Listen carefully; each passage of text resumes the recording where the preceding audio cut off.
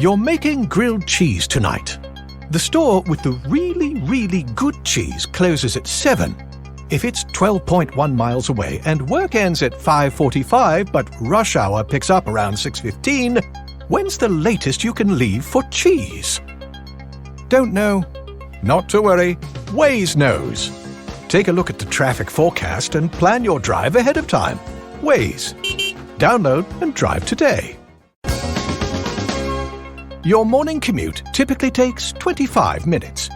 If a 400 cubic foot dairy truck spills 2% milk on the freeway, causing you to take a detour and get stuck at a drawbridge for 20 minutes, how late will you be? Don't know? Well, good news, you don't have to, because Waze knows.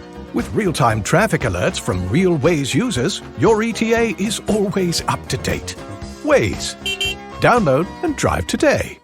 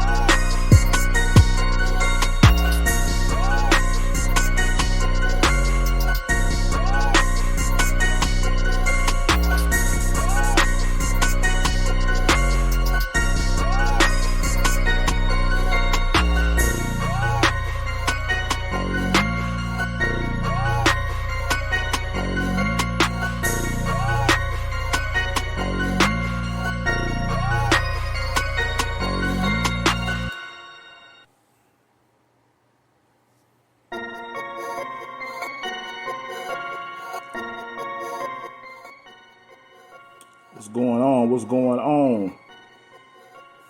You are tuned into the Cigars with Mac podcast.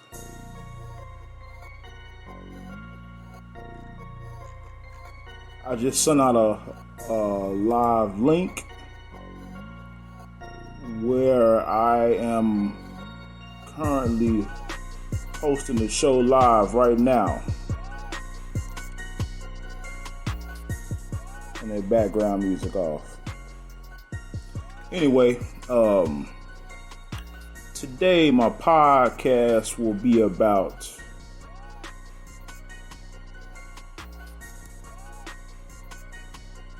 do you need a handout or a hand up?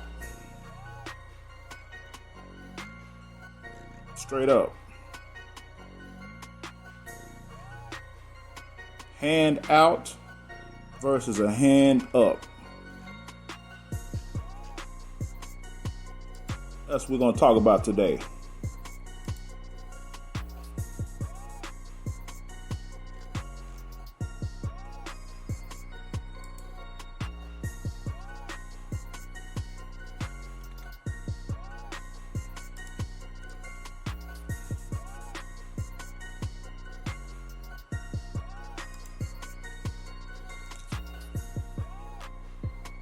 I hear a lot of people say, they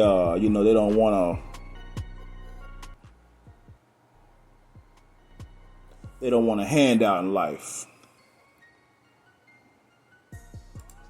But really the way I look at it is everybody does not necessarily get a hand out, but we do all get a hand up. Hell, a lot of people out here, man, are in positions, and you wonder to yourself, man, how this person even get in this position, man? Well, they got a hand up in life, That's what it is. That's what you call it. You can call it a hand up, hand out, whatever you want to call it, but that's just what it is. So that's why today I really wanted to talk about that, man. I really did. Really wanted to talk about that. Do you want a hand out or a hand up? Straight up. That's what it's about.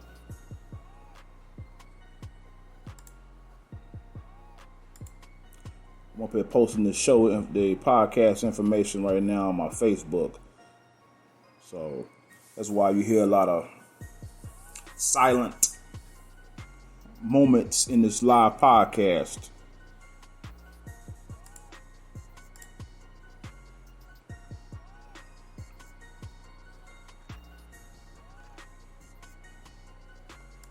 But yeah, that's something that's kind of on my mind this morning. And I have got to stop saying I'm going to go live. And I don't. Because once I said I was going to go live, I got done eating me a little breakfast. And I sat in that recliner, man, and went to sleep. So definitely my apologies. You know. Yeah, definitely my apologies, man. I try to be a man of my word. So I'm going to just start saying I'm going live today. We'll do it like that.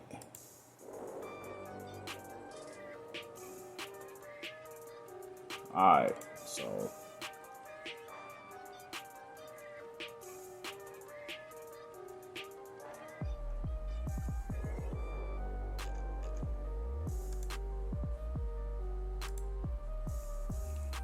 Try to keep my word, man. You know? Try to keep my word.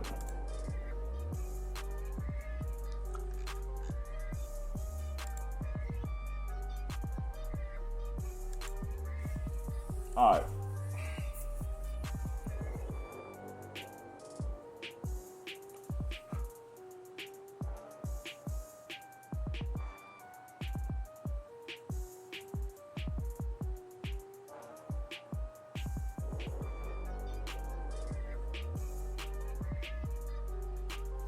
Yeah. Anyway, I wanted to share some news that I saw today in the Wall Street Journal. Let me pull it up.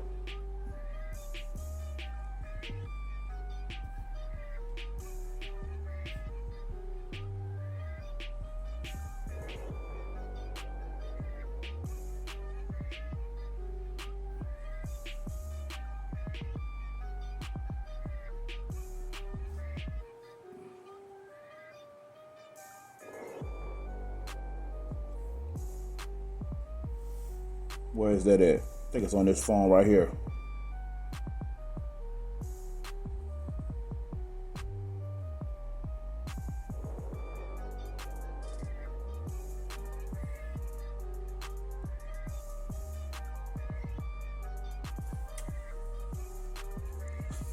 It says today in the Wall Street Journal, pressure is on to pivot from say to do on inequality.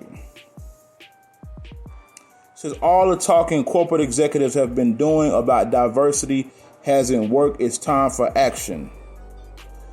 Says here Diane Hoskins, CEO of architectural firm Gensler, says the groundwork for minorities to succeed in business was laid decades ago, but that was followed by a period of erosion and dismantling as companies lost focus. I look back, she said, and I don't see the next me. Ooh. It says companies rushed to prove they had heard the national outpouring of racial anguish after police killed George Floyd, along with statements condemning racism and supporting inclusion. Chief executives promised to make changes. No matter the issue, expediting social change is increasingly on the modern CEO's agenda. Last year, top corporate leaders signed onto the business roundtable's vow to serve all of society, not just stockholders. Items once thought to be the government's problem, such as climate change, are now the boss's problem. Confronting racial inequality has moved to job one. We're on the front part of a tidal wave, said John Weinstein, a managing partner at taxation, consultant pay governance. Boards and executives are looking to tie pay packages to diversity targets, erecting bolder inclusion goals, and widen the pipeline of African American talent. Companies have been increasing focus on improving female leader numbers for years using similar techniques. Many companies are expected to adopt a policy resembling the NFL's controversial Rooney Rule, which requires organizations to interview a minority candidate for every open leadership position. Investors, including the comptroller stewarding New York City's pension funds, have pushed this mandate at several companies. Wanted to share that with everybody, So even in corporate America, you need a hand up, straight up. You need a hand up. You need somebody to give you a shot, people. That's just what it is.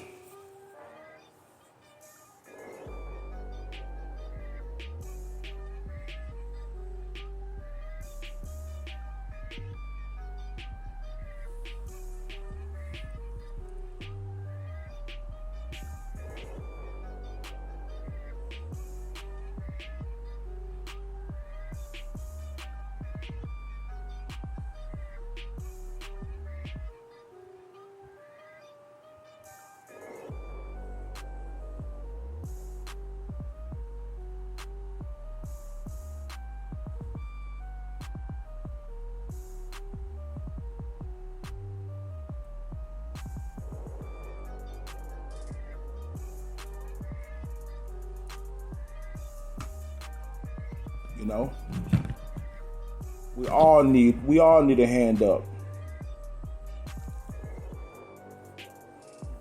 People call it a handout, whatever.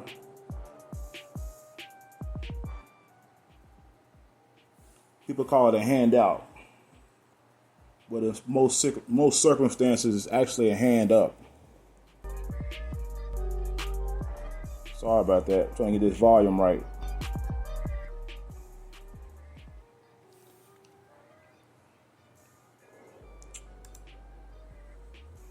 That's what I always wonder, man.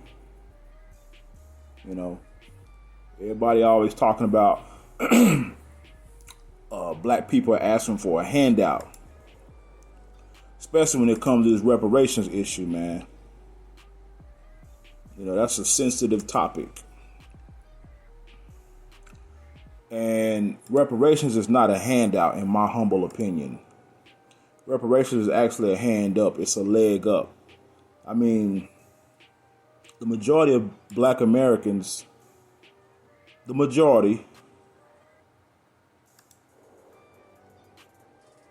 have all started from scratch.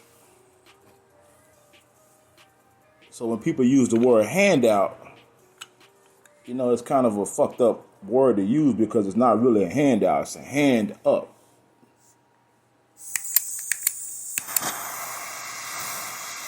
But the very people that bitch and moan about handouts, if they get the reparations, they're gonna take it. They're not gonna say, "Oh no, I don't want this reparations. I don't want a handout." Hell no.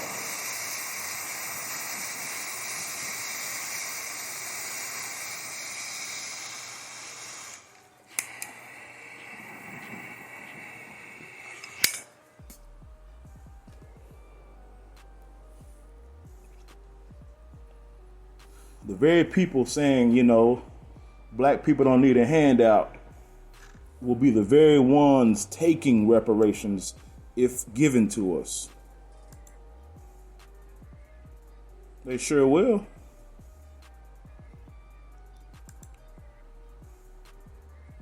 They will be the very ones taking these quote unquote handouts.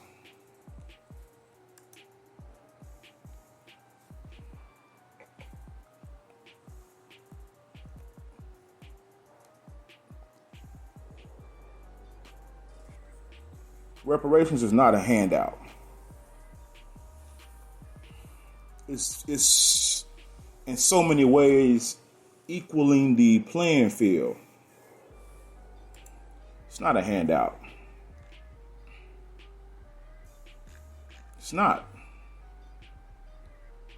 I never agree with that. It's not a handout. It's a hand up.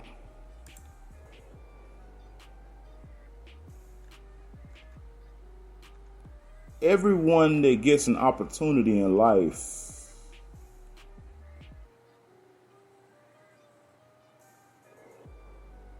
that's a hand up.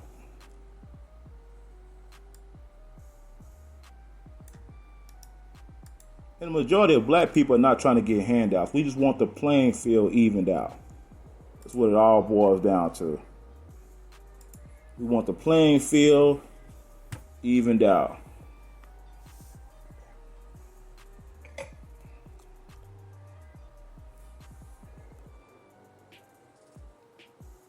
That's what we want.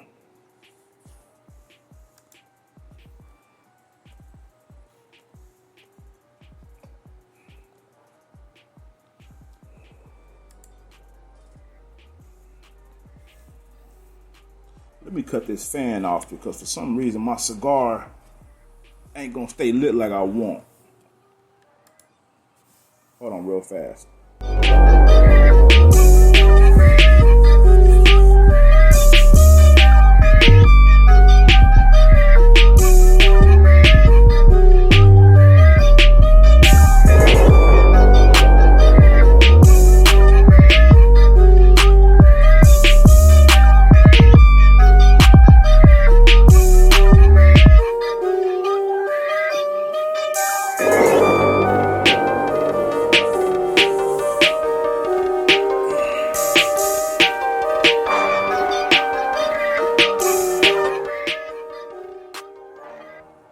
All right.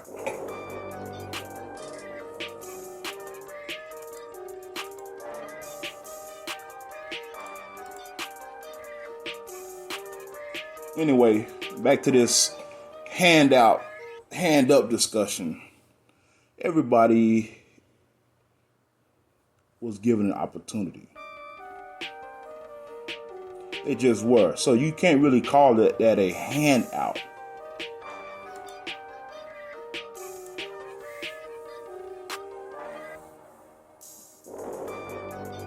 A lot of times in the corporate world,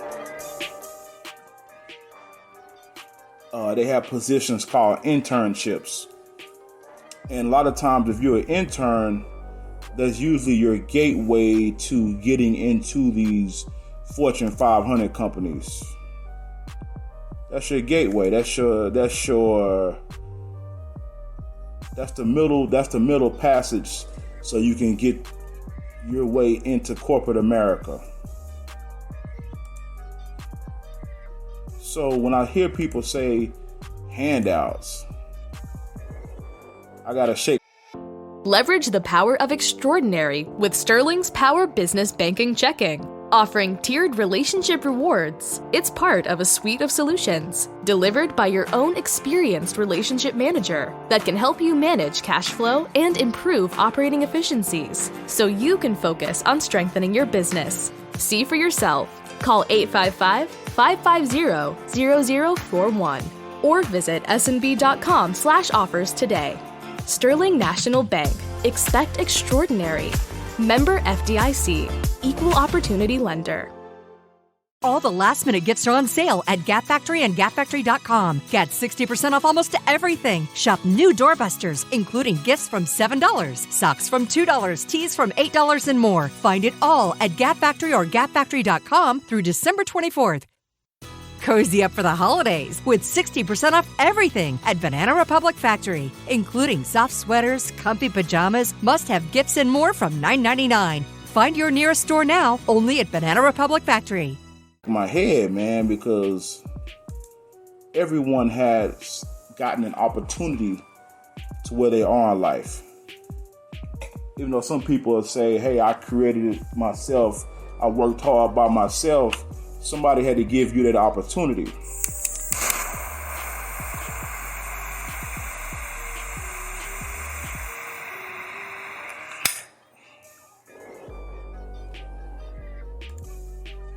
That's just what it is, man.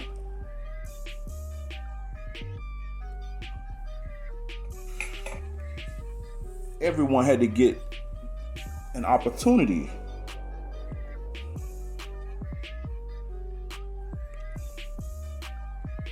So when I hear people say they started from scratch, I really don't believe the hype. I really don't.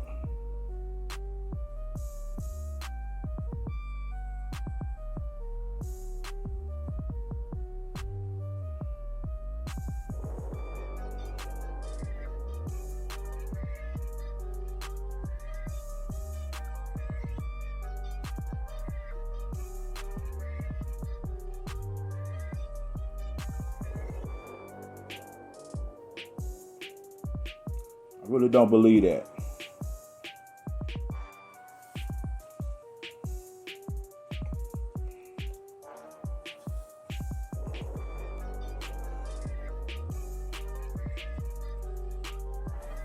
Again,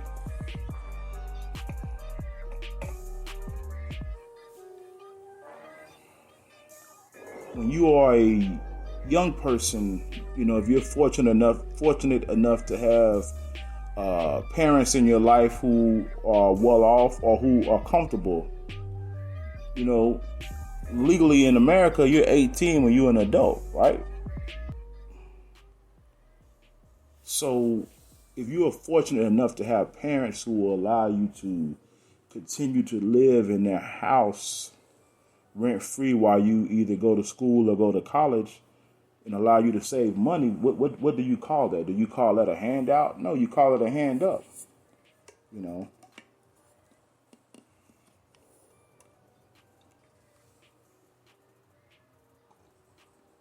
lot of times we got to get these definitions on point, man.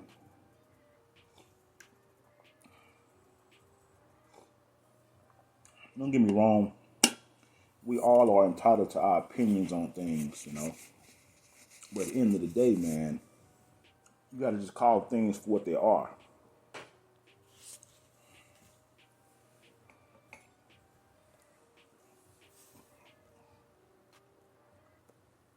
A handout is really begging.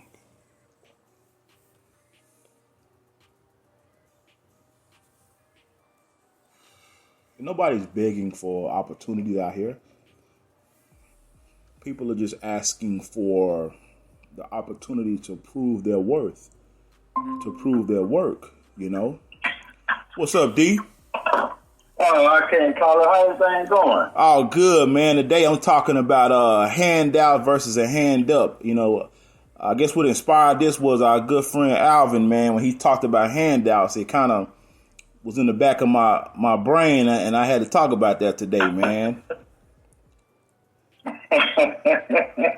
I was just thinking about, man, I was telling the people about how, and in corporate America, how we have a thing called internships. And internships is basically like a middle passage for you to get in the door. Mm-hmm. And, and I talked about how, black people wanting reparations is not really a handout. That's a hand up. We are leveling the playing field. That's right. And we a lot of us are first generation middle class. If there is such a thing.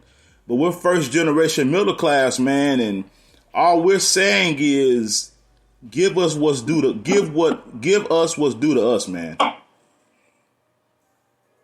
That's it. We're not asking for something that's not owed to us. And this could translate to anything in life. If I intern at your company for all 3 years of college, or my final 3 years of college, me asking for a job or you to put in a word for me is not a handout. It's a hand up. Because I put the work in, I sacrificed my summers, I did all your bullshit details. I think I'm owed a job now. I think I've proven to you that I'm worthy of being here. So yeah. I think people get it misconstrued, man, when they think, begging and handouts it's just all conflated, man. when really, the majority of people in the world really don't want to beg. All they want is an opportunity. That's right. That's like if you running for president, you want an opportunity to win the votes. People don't really know what you're going to do. They really don't. They're taking a chance on, quote unquote, voting for you. But we all know our votes really don't count at the federal nominations. But at least at the state level, we know our votes count. And we don't know this person from a can of paint. And when they want our vote, we're taking the chance, and they are asking for an opportunity or a hand up or to prove that they are worthy to serve us. So when I hear people say we need to stop asking for handouts, man, I got to shake my head on that. What you think about that? Well, the other guy said that the reparations would be a handout opposed to a handout. Mm-hmm. And I totally disagree with that because they have estimated, I think, in the range of $4 trillion, almost $5 trillion. Yeah. That America has made off free labor. Wow. From us. Yeah. So not long ago, even Wells Fargo came out and they even acknowledged that they had a hand in slavery. Oh, yeah. Hence the term. Wells Fargo been in the game for a long time, brother. Mm-hmm. So a lot of these corporations that exist today, they actually got their capital from free labor. That's right. So could we not say what they were doing was a handout? Yeah, basically we gave them a handout. We gave them a handout. So when I hear people say that, man, it just trips me out, man. I'm just like, how is asking for what is owed to you and your ancestors, how the fuck is that a handout? I'm not understanding that, man. And this goes back to what I was saying. I don't know if I spoke about this, but when you as a black person, become upwardly mobile in life, you can't forget about your people, man. That's right. Can't forget about your people, man. I mean, you just can't, man. It's just everybody needs the opportunity, man. I mean, it's just like I said when we had the discussion the other day, man. I had so many different show topics, man, because it was a lot that we just, even though we had one show topic, we still went into a lot of different avenues, man. And when that terminology handout was kind of thrown around, I was like, yeah, I got to talk about that one. Mm-hmm. I got to talk about that one. I got to, I just, even when you watch the old Western movies, I used to see like a Wells Fargo bank. Mm-hmm. I remember that, so I could totally believe that Wells Fargo had their hand in free, quote unquote, free labor, or i.e. slavery. That's right.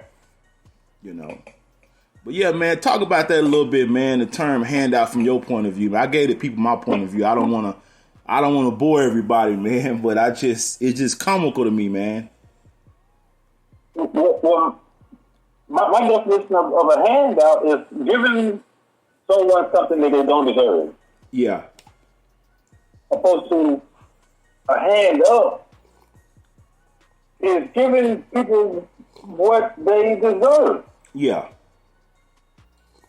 Mm-hmm. So, like I said, when it comes to the conclusion now, it's been pretty much put out there the amount of money that America has made off of free labor, and along with other atrocities that they have done to us. So really, the $4.7 trillion is probably on the low end. Mm-hmm. Mm-hmm. And the fact that after all that you still have to have these programs in place to try to make America play, fairly. Play fairly with our people. You know what I'm saying? Like the affirmative actions, the what if they had the Civil Rights Act, all these things you have to put in place to make America do right by the people that they already have been trampling on for hundreds of years. So it's almost like we don't never want you to get up. That's what it seemed like. That's what it seems like. But then they'll come in and claim breath and say, well, pull yourself up on your bootstraps. It's kind of funny because at the same time, they didn't pull themselves up by their bootstraps. Nope. I'm sitting up here amazed, man, that a lot of these racial monuments, people are fighting to keep these motherfuckers mounted when they're actually, some of them are being knocked down, and for good reason. Yeah. And these very people that you got mounted up as American heroes were nothing but American beggars and handouts. I mean, I don't know if it was a movie. It slipped my mind. But on the creation of the railroad system in the U.S., when the war was between UP and BNSF, the government, those guys were getting government funding left and right, man. And that's right. Would you call that a handout? Oh, yeah. And corporate bailouts is one of the biggest handouts there is. Oh, man. And what get me these corporations to get bailed out and then file bankruptcy. Yeah. So you hitting the government up on two ends. Yeah, some people know how to manipulate the system, man. Yeah, because I'm like you. My definition of a handout is begging for something. Is begging when you can pretty much go out there and get it. But a hand up is saying, especially from the black perspective, is give us what's owed to us. I just read an article from the Wall Street Journal, and it was a female executive. I think she was the Hispanic descent. And anyway, she was speaking of how the conversation about diversity in executive positions was had years ago, but nothing has flourished from it. And she's pretty much saying that, of course, she blanketed as minority, but she also threw in African American, and pretty much, man, we're not in a lot of executive positions. That's right. And when we ask people to, especially me, I work for a big Fortune 500 company, and you got the Society of Black Engineers, and they go to their little powwow every year. It's basically a bunch of not only black engineers, but some of them are part of the black fraternities and sororities. So it's kind of like it's an exclusive crowd, and they do all that, but a lot of them still are not even in key executive positions, key decision-making positions. And then you have one crowd of people that tell you, well, don't bitch about being on the job, start your own company. When they know damn well, okay, well, the people that in the executive positions don't own a company. That's right. And my thing is, a lot of these companies benefited off of slave labor. Yep. A lot of them did. Now, the only company we probably know for a fact that didn't benefit off slave labor was Amazon. Because that happened in our time, in front of our faces. But exactly. A lot of these companies, man, these companies are 200 and 300 years old, man. 100 years old. The company that said they was going to take off the resemblance of ancient armor. Mm-hmm. I heard the lady speaking. She was actually trying to justify why they even put her on the bottle. But my question was, you use this one as likeness. How much money did the family get? Ooh. Colonel Sanders. You know the old saying everybody know that he didn't create that recipe. Exactly. How much is the woman that created that recipe's family's getting, man? Exactly. We're not There's a lot of inventions that we didn't get credit for. We didn't get credit for, man. You know, I'm just, you know, like I said, man, I'm to the point now, man, where, you know, this show is a diverse show, but, you know, every now and again, we're going to talk about these touchy subjects, man. We gotta talk about them, man, because, you know, I saw my podcast to a friend of mine. He was listening to me, man. I said, man, he listens to my podcast, you know, and some of you know, I'm amazed by it, man. But you know, we gotta talk about these dirty little secrets, man, because nobody's addressing this stuff, bro. You know, at the end of the day, man, reparations, man, is owed to us, man.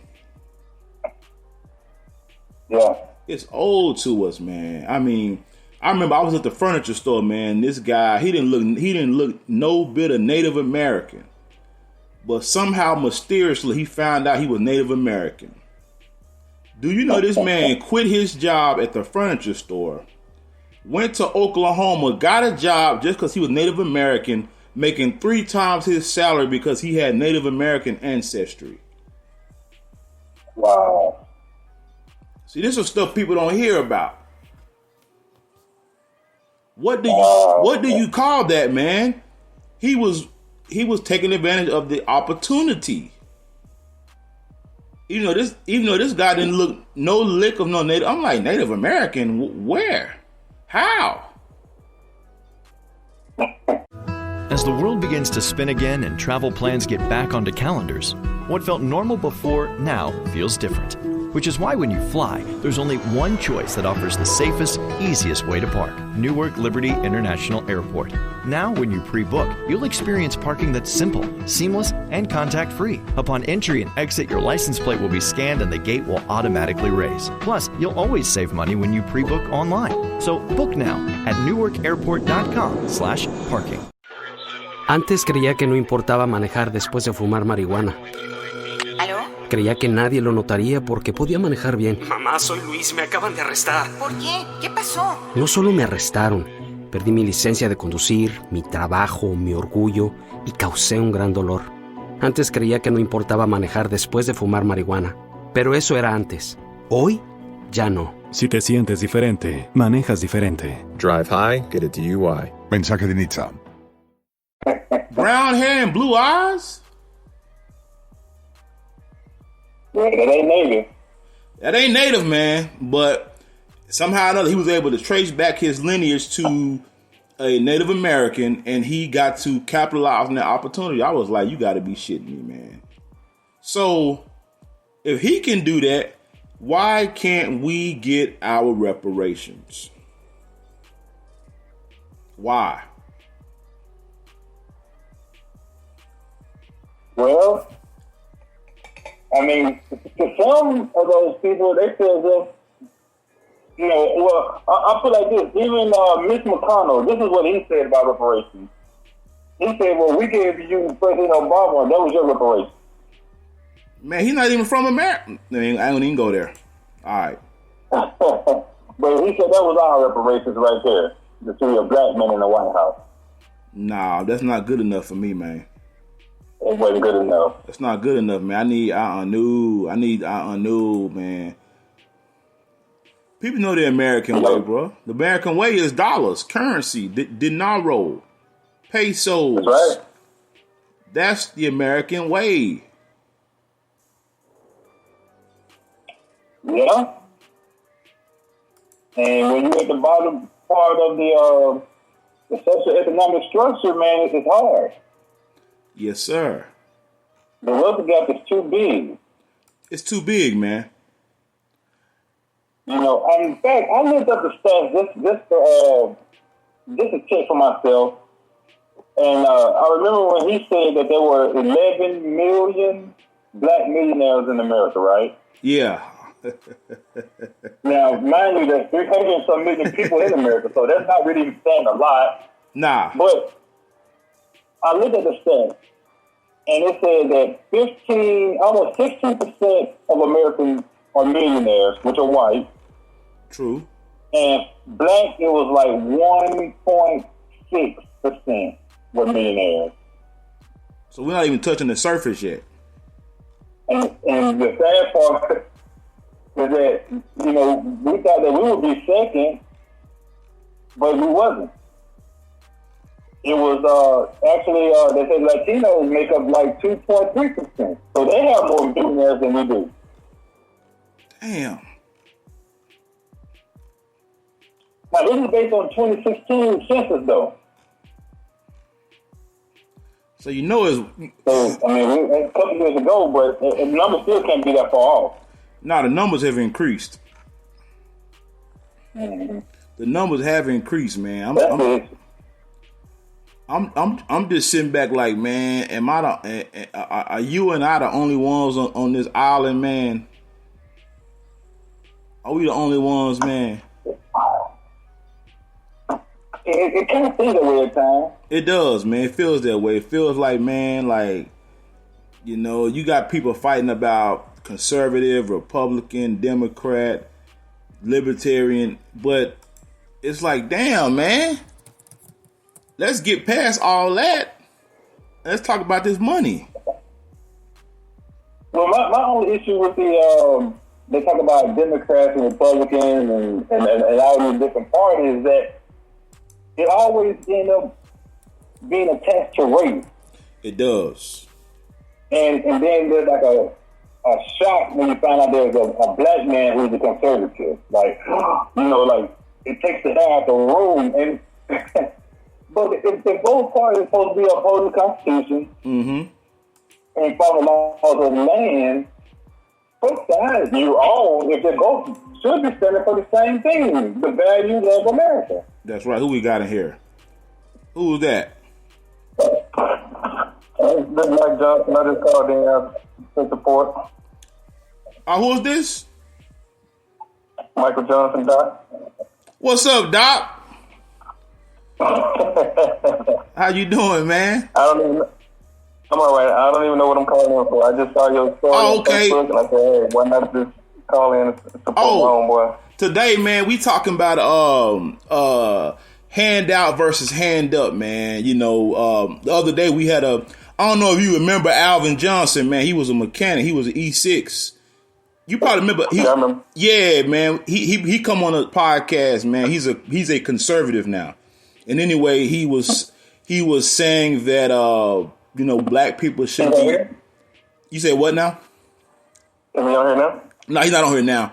He was saying I can send him the invite. He was saying that that black people should not, you know, we don't need no handouts. We spoke of reparations, and you know, he was like, hey, we don't need no handouts, and we were like, whoa, you know, that's not a handout, bro. That's a hand up. You know, we got to level the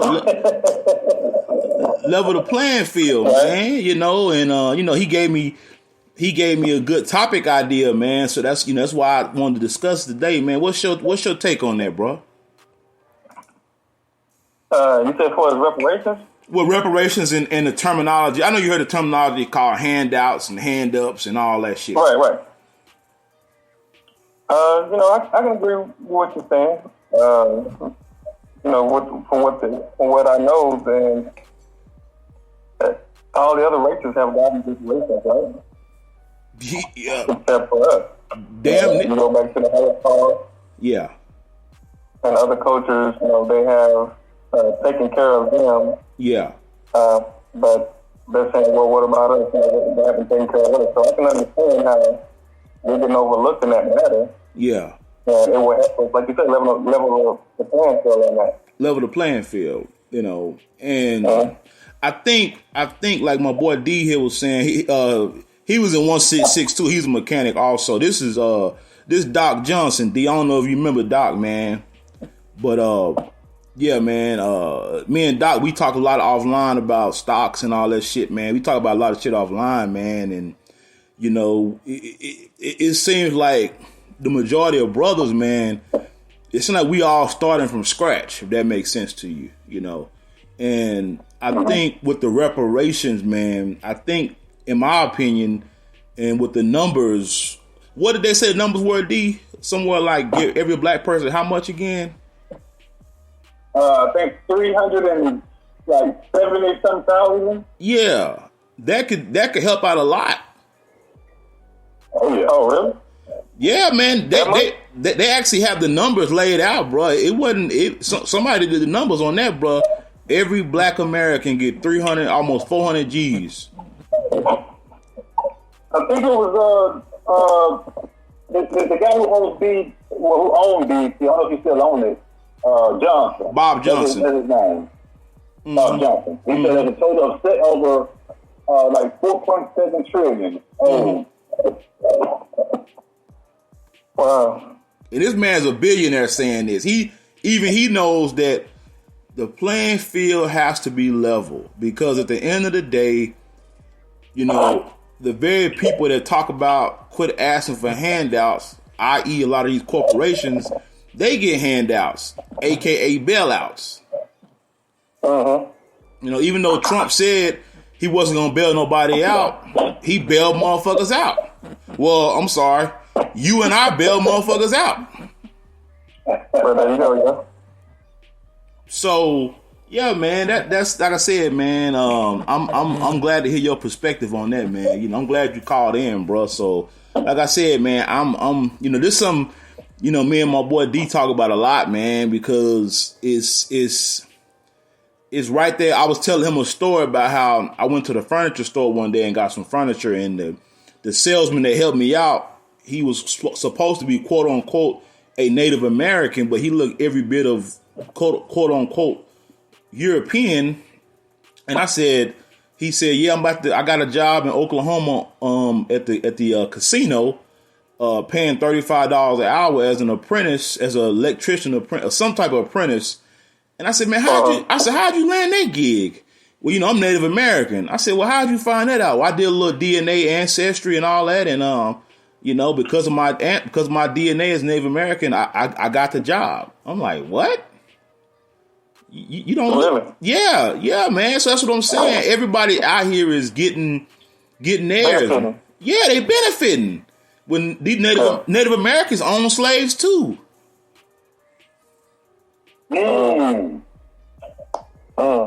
Yeah, they own slaves, man. I'm telling you, man, everybody benefited off of us but us. Yeah. Yeah. But you know where you can find it at too? What's that? And I don't really want to bring, you know, this I guess perspective in it, but the truth is when they talked about when the Jews of the Bible were slaves, and they were telling them that they were working the vineyard, but they would never partake in the wine. So you would never benefit from the fruits of your labor. That sound like black folks to me. Yeah. I mean, I'm just saying, man. I mean, it's like, man, I'm a disabled vet. All us disabled vets, man. I got a meeting with this voc rehab counselor, and I've had voc rehab in the past, but I never would. I use it for like one thing, then I would tell my counselor I was done. And anyway, you know, why the fuck do I gotta have a meeting about a benefit that's owed to me anyway? But that's another story. But anyway, I was on LinkedIn, and this white guy was like, yeah, I got this degree, that degree. I got my J. Duris doctorate. I went through law school, all off the VA, and they finally told me after 20 years, you've exhausted all your money. I was like, what? How many years? Damn near 20 years.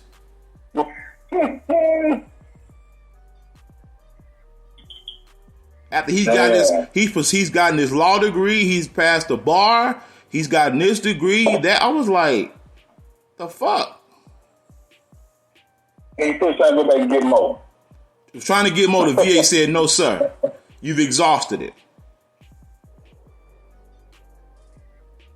You've exhausted every benefit we can give you, man. You done got a JD on us, a MBA, I mean, I'm like, damn, man. And I gotta fucking show this damn counselor. You know, I gotta convince her again. It's a new counselor as to why I need this master's program paid for. And I'm just like, why? This is a benefit that was owed to me, man. I'm not asking for something that's not owed to me. What you trying to go get, bro? I'm going for my master's and it's a master's in business analytics. So basically what business analytics is you deal with basically telling corporations where their numbers are, where they're wasting at, where they're, you're giving them the hardcore numbers, data. And data's a big thing nowadays, man. I didn't realize until my own particular role, our numbers are so off. And with proper data, we can find out where we are, what system we have that's working, what's not working, So, but I don't have any experience in it. But this particular program I'm looking into, they teach you, you're not really learning heavy coding, but you're learning some form of coding as far as SQL, Tableau, some different things like that. Because Excel is great, but a lot of companies are using other software that they want you to learn, like Python, which is another programming language. And I'm like, well, shit, I want to learn it. If old boy can get a JD and 5 other degrees, why can't I get this? Yeah, I know. I've heard of analytics from sports. I'm big in sports. I know you're probably not big in sports, but they use that. They have an analytics guy on every team now. Yeah.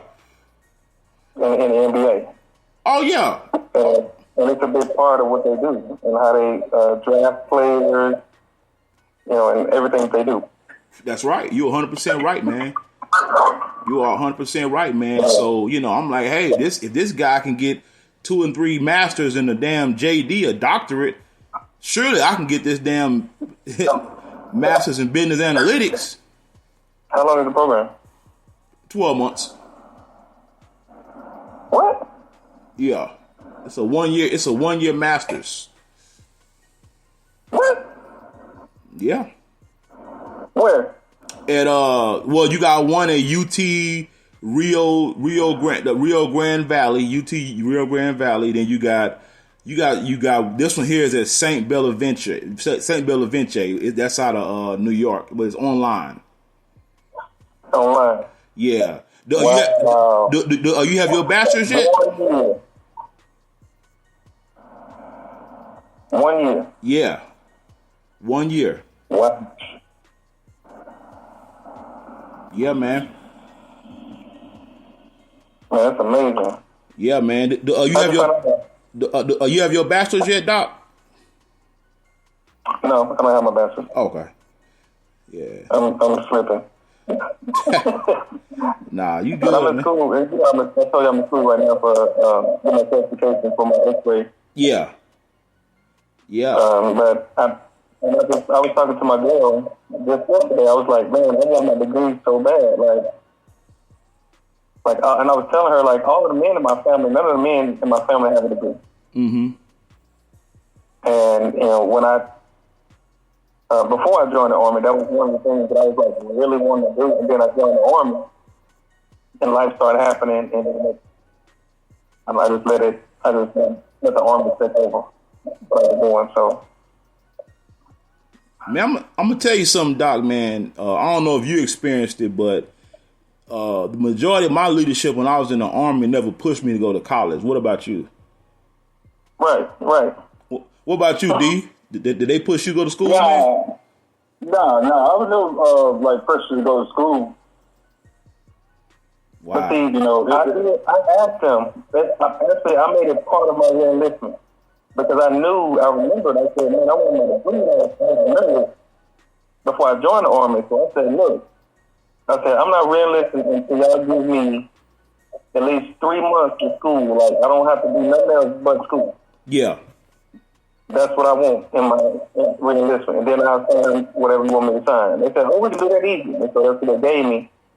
I went to school for about 3 months. Every day I show up formation, and then I go to school. Wow.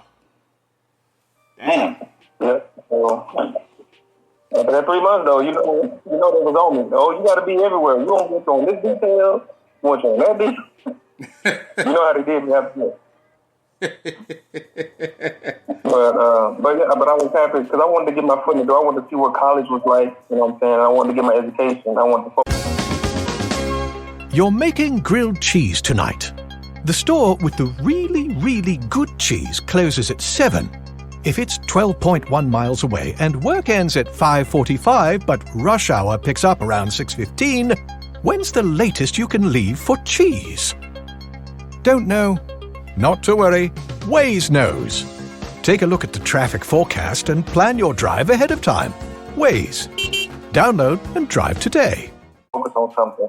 Yeah. And so that's what I told my woman. Man, it's not too late, man. Like I said, you doing it now, man. I'm gonna tell you. I don't know if you know about. It's a school out here called. I know in Dallas called West Coast University. I know you were saying you kind of backed away from the medical field for years, but like I was telling you, I always assumed that the majority of medics when they get out are gonna be RNs, you know. And anyway, this particular program, they have waived the what you call it, NCAT or the test that the nurses take to get in nursing school. They've actually waived that now because they need nurses that bad. They've waived that. Gotcha. They waived that, man, because at one time I thought I wanted to be a nurse, man. Then I was like, nah, I'm good. But yeah, man, this all kind of goes back to handout versus hand up. I'm gonna tell you, when I was deployed, my last deployment, this major that I drove for, he actually made me go to school. He told me, he said, dude, why are you not in college? You know, he broke it down to me how the Army was paying 100%. And I was like, what? I didn't know that. You know, because I'm, you know, we all black men. All I was taught when I first got in was to fuck some hoes and stay in good shape. I wasn't taught to use my damn brain or go get your degree or nothing like that. I was taught, you know, physicality, not nothing intellectual. But this major was like, dude, you need to be going to school, man. You know, you need to be going to online school. He said, dude, the Army paying for it, you know. And I'm like, I was just blown away. I actually started going to school then, you know. But I was blown away because I was like, what? I didn't even know all this because, you know, my leadership wasn't talking about that. They wasn't talking about it. Come on, I forgot what your email was. Supply. Supply, okay. Yeah, I was supply. So yeah, man, I'm my boy D dropped off. I guess he'll come back on. But yeah, man, I just, you know, like I said, going back to what I was talking about, me and my boy was talking about this handout versus hand up, man. This mentality, man. It's I think people got those words kind of skewed because getting an opportunity in life is not necessarily a handout. It's a hand up, you know. And I was reading an article on the show about how basically female executive was talking about how, you know, minorities are not represented in executive level positions. Oh, there you go, D. You good? Is it still you good, D? Yeah, I don't know why my phone be acting up sometimes. You know, every time I get on here, I'll be getting the echo and all that. But I think I straightened it out now. Okay, but yeah, I'm up and telling Doc about how, you know, and I'm gonna specifically say blacks are not represented in the executive level positions. I mean, even in the military, man, there people don't believe it, but there are not a lot of black officers like that. Mm-hmm. It's not. So, you know, I try to encourage brothers when they go to the military, man, go be an officer, man. You know, my wife's cousin, I try to tell her, man, go be an officer, dude. You know, I know you probably thinking, no, don't let people try to tell you, oh, officers, that's another world. Of course it is. Of course it is. You know, we need more brothers in those positions, man. Right. But yeah, man, I'm just like I said, I'm just tripped out over that word, man. That word kind of bugs me a little bit, man. When I hear brothers say that, especially a black man say that shit, like what? Handout. Yeah, he was talking about feeling sorry for him. Have you talked to him about Black Lives Matter? About what? Black Lives Matter. Have I talked to anybody about Black Lives Matter? To him. Nah, talking about Johnson. Nah, I haven't talked to him about Black Lives Matter, man. We supposed to do, man, we had a show the other night. We was on there like 3 hours, man. We had a lot of stuff. We was talking about some good topics, man. And I sent him the invite, man. I would love for him to join. He probably busy right now. I don't know. So like I said, I sent him the invite, man. And yeah, he's seeing it. He probably gonna call in tonight. He don't want this work. He don't want this work to be like he got the other night. So, but yeah, man. Like I said, man. I would love for you to hear his views, bro. I mean, he's actually. I like the fact that he gives a different perspective, even though we all think. I know we all think different, but it's good to hear the other side. If that makes sense to you, because at the end of the day, I take it back. He did speak of all lives mattering. I think he did say that. He spoke about that. He spoke about that, didn't he, D? Yeah. I think he said the Black Lives Matter was a legit movement because of black on black crime. Yeah, that's what he said. That is what he said. Yeah. And then he went on to talk about Chicago and all that kind of stuff. What about that? Man. You agree with him or disagree? We disagree, man, because when people say the terms, like I understand Black Lives Matter was started by non-black people, and they do have 2 black women at the forefront of it.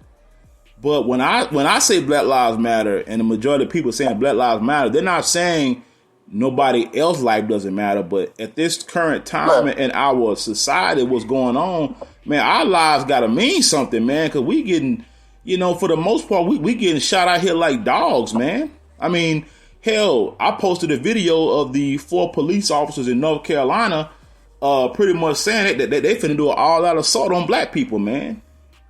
And luckily, the new police chief that came in, she fired all of them guys. And I'll be honest with you, she should put them in prison for that, because that's actually. I was just gonna say, what happened to them? Yeah, that's terroristic threats. Yeah. That's terroristic threats. So yeah, man. I mean, this shit getting out of hand, bro.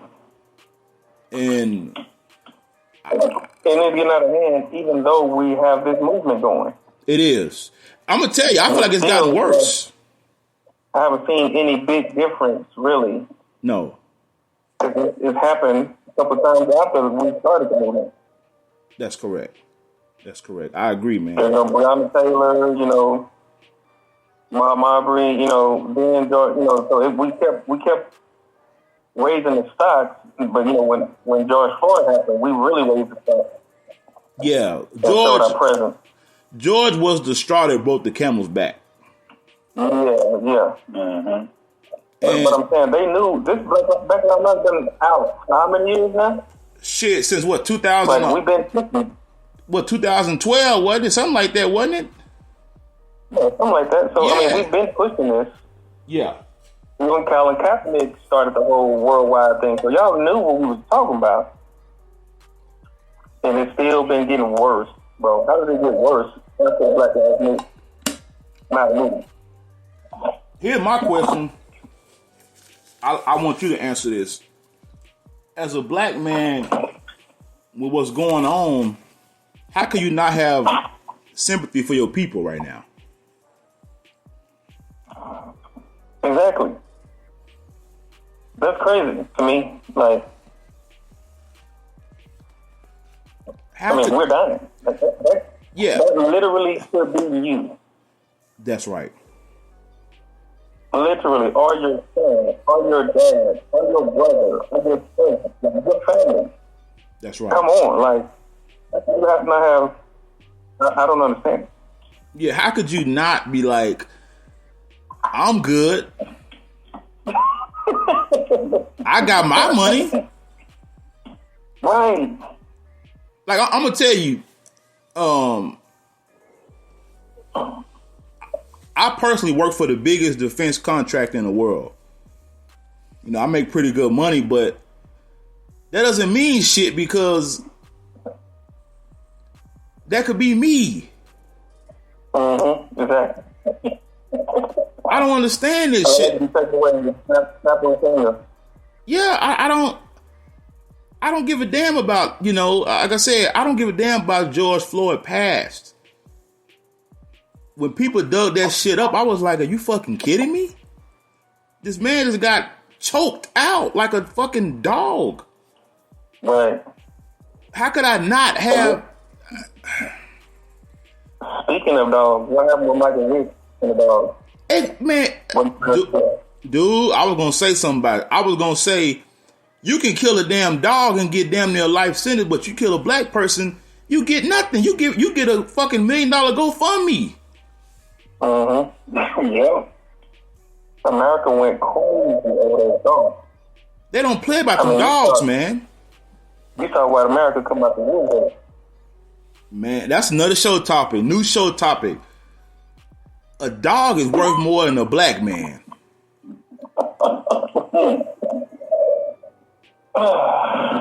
Bro, I got 2 dogs. Obviously, it's not funny. I just have to. Yeah, I know. Bro, I got 2 dogs at the house. I like them. I love them. I feed them. But guess what? A human being comes before them. Waiting for them. And that's just what it is. So, man, you gave me another show topic, dog. I was, you know, I wanted to put that on there. Like I said, I'm gonna tell you, since George Floyd, especially George Floyd, I've been seeing people in the army, white people I knew in the army that talked all that. I don't care about race, but all of a sudden now they on some heavy racial. I'm like, well, hold on, I thought you wasn't racist. And I'm not going to delete them off Facebook either. Because some of them gave me a couple of show topics. I'm like, yeah, keep spewing this rhetoric. I'm loving it because you got motherfuckers literally getting mad because the Confederate flag is getting banned when you know damn well you would not go to Israel and fly around a Nazi flag. You know damn well that shit would not fly.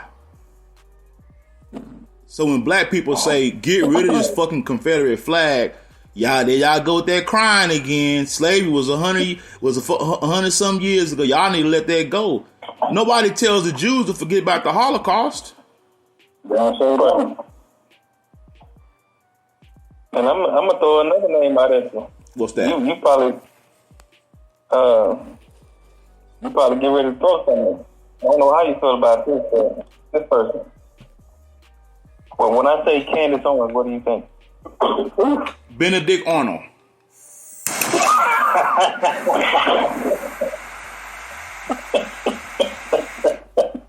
Benedict Arnold, bro. She's a damn fool, bro. She's a fool. You know what? She was the one that put George.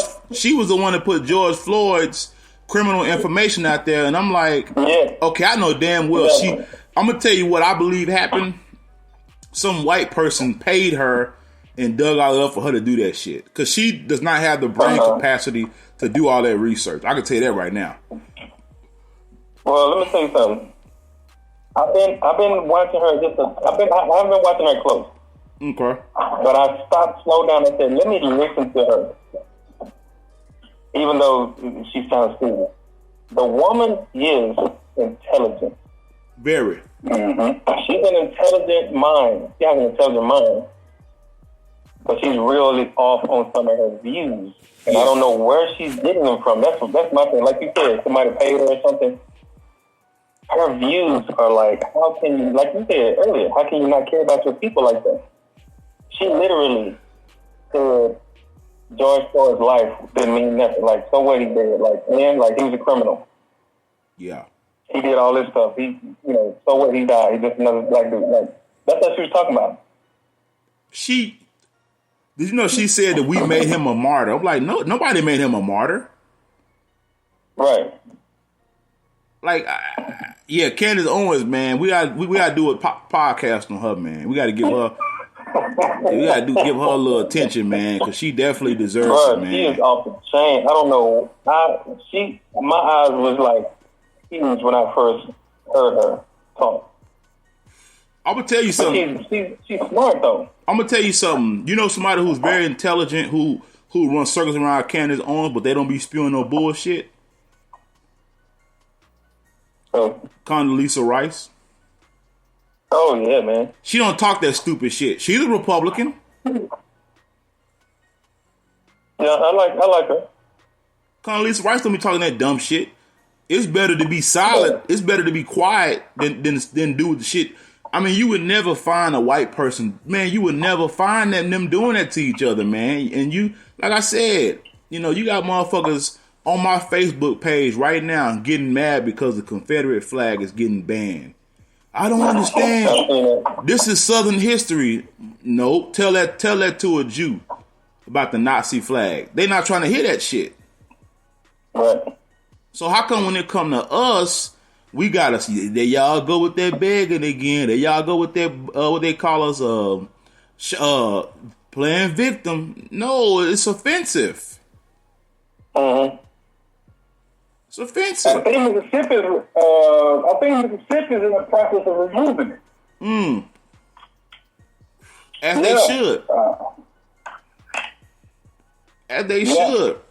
Like I said, man, I'm with you, Doc. Candace Owens, man, she's is Brandon Tatum, Officer Tatum. He's another one. These guys, these individuals, like a bigger dude. Yeah, he kind of swole. Yeah, kind of swole dude. Yeah, he's on YouTube. Check him out. All Lives Matter dude. He one of them guys. Yeah, he's a conservative. He's part of the. He was part of the group, the Blacks for Trumps, when they went down there to D.C. and they had a whole group of black folks wearing Trump hats and all that. And don't get me wrong, I don't have a problem with Donald Trump because you know where you stand with him. It's no big secret. Gotcha. And I'm glad. I appreciate people like that. It's kind of like when he went to Tulsa and he was going to do the speech on Juneteenth, but luckily he did the next day. Believe it or not, that really was an insult to black folks. That was very insulting. It was very, what's the word? It was very pessimistic, you know, because Juneteenth, we all know that was I'm sorry. Not only the Juneteenth is very monument, is very sacred to us, but so is the Tulsa, burning down of Tulsa. Again, you would never do that to a European Jew. You're not going to do that to them. But everybody named mama can shit on black folks, and when we say something about it, it's a problem.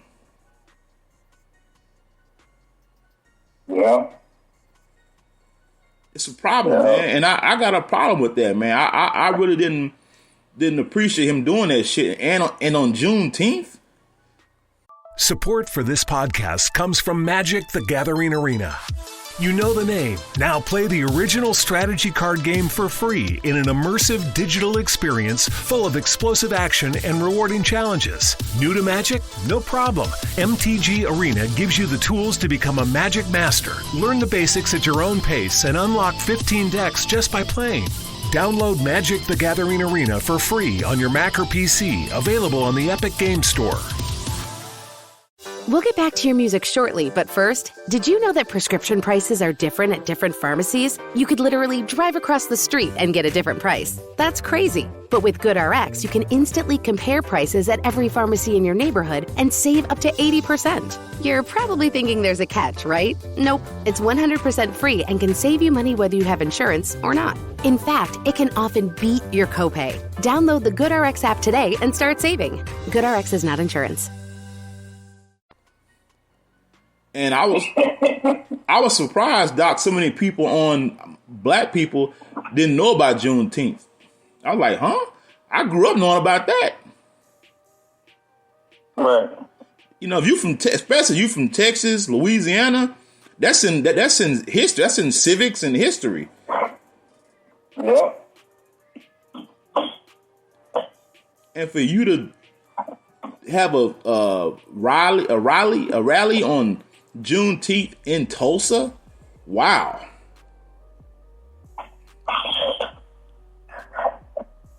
Mm-hmm. That's almost like telling a Native American, come over to my house for Thanksgiving. You don't do that. Yeah, not to the ones who really understand. That's right. Those that understand, you don't do that. We celebrating Thanksgiving, man. That's an insult to them, man. I mean, like I said, I'm not I'm not a politically correct person, but you know, history is a motherfucker, man. And you know about it, man. It'll fuck you up, man. But yeah, man, I'm just tripped out, man. Like I said, Candace Owens, man, when she is intelligent, I'll give her that. But when she did that shit to George Floyd, I was like, what? Why would you do that?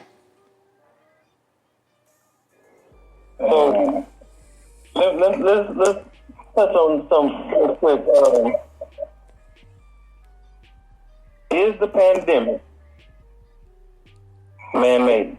But like, did the government do this? I think so. Okay, do you know about the situation with what's going on, like what Bill Gates is doing, his role and everything? Yeah, with the vaccines and all that shit there, and yeah, human population. You know, he's what they would call, he's a, I don't want to say a eugenist, but he's like one of them people that's big on population control and saying the earth is overcrowded and shit like that.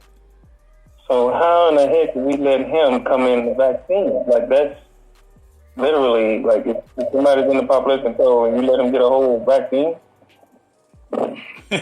Does Bill Gates?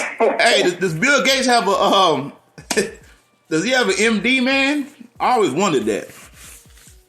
Nah, he dropped out of college, though. I know he got MONEY. Yeah, that's what we're talking.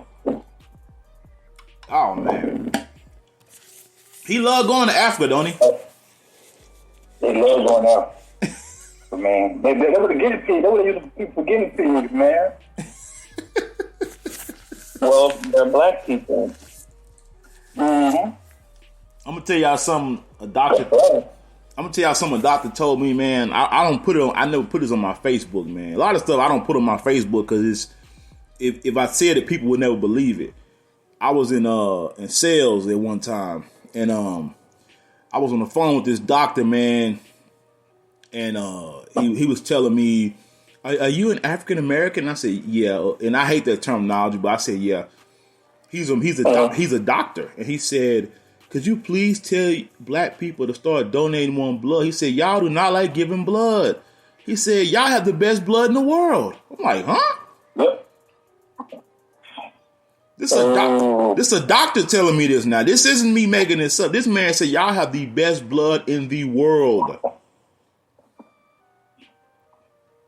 Well, you know, it's been rumored that they were a lot of black people who've gone missing were actually used for organ harvesting. Mm-hmm. I believe that. When that doctor told me that, he said y'all do not like donating blood.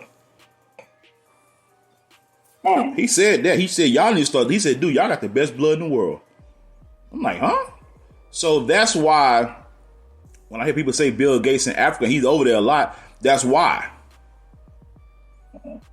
Mm-hmm. It's a medical doctor told me this. He told me this. Well, you know, it's not the first time. You know, they had the Tuskegee experiment where they injected us with syphilis. Yeah. So it's just an experiment with us. That's right.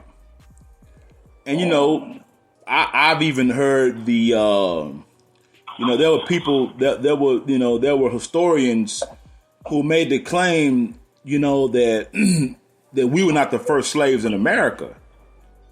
They said the Native Americans couldn't handle the they said the Irish could not handle the heat. That they would get sunburned. And they said the Native Americans knew all like if you captured Native American and put them in slave, they would escape because they knew the terrain, they knew the ins and outs of the country back then. They said the reason why blacks made the best slaves because we could withstand the heat. There was scientific evidence behind it. We could withstand the heat. The heat didn't bother us, and we could work it for long hours of time, long periods of time.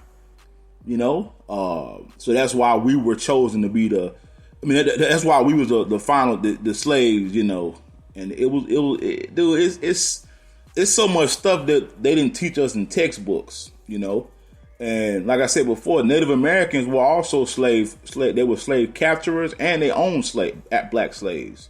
So, it's this handout shit is versus hand up, man.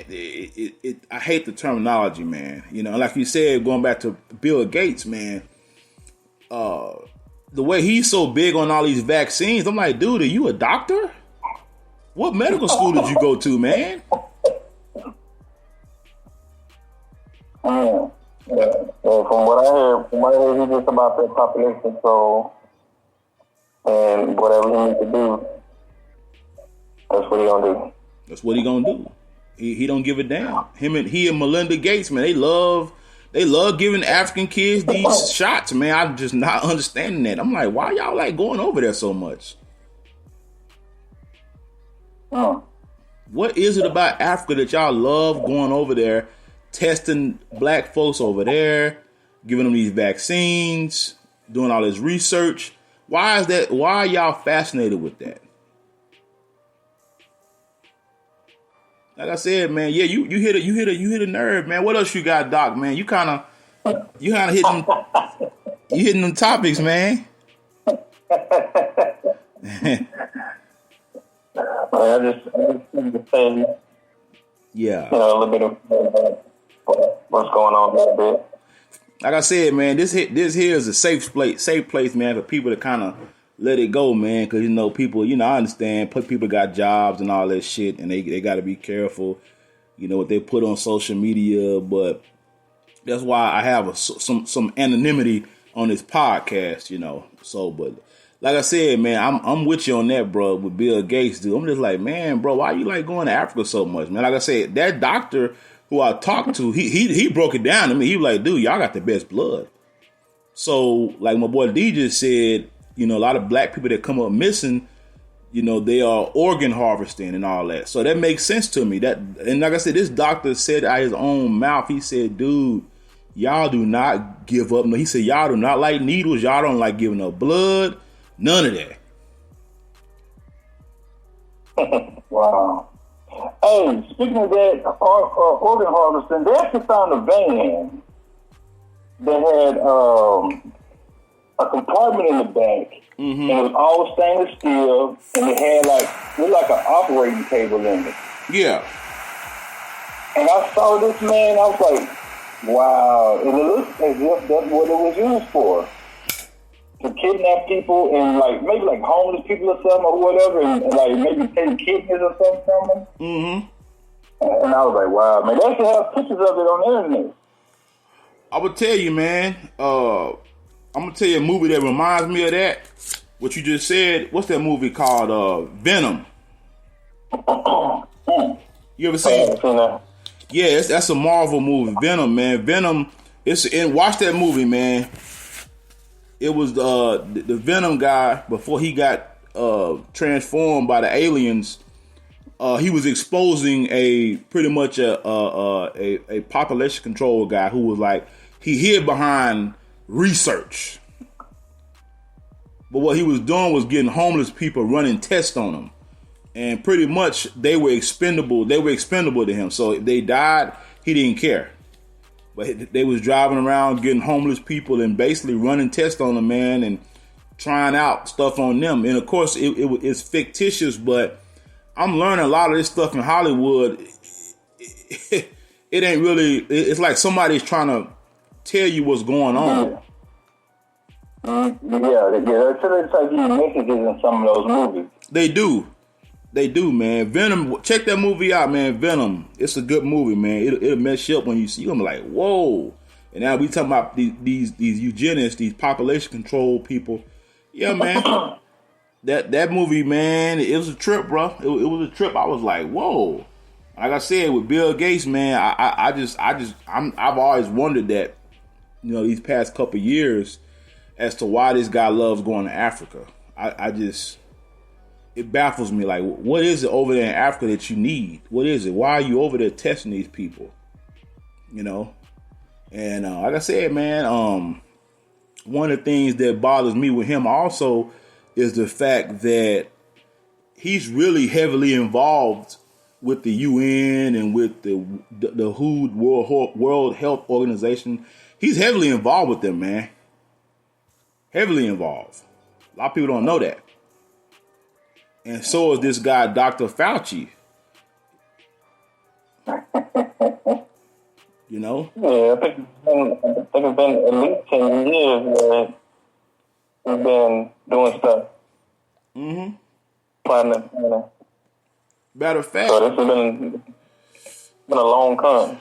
Yeah, matter of fact, one of his former employees, she exposed him, man. I don't want to misquote her, but if you just Google Dr. Fauci, just Google him and you'll find people who used to, especially the young lady, she worked for him, and she was speaking of how the COVID-19 is actually patented.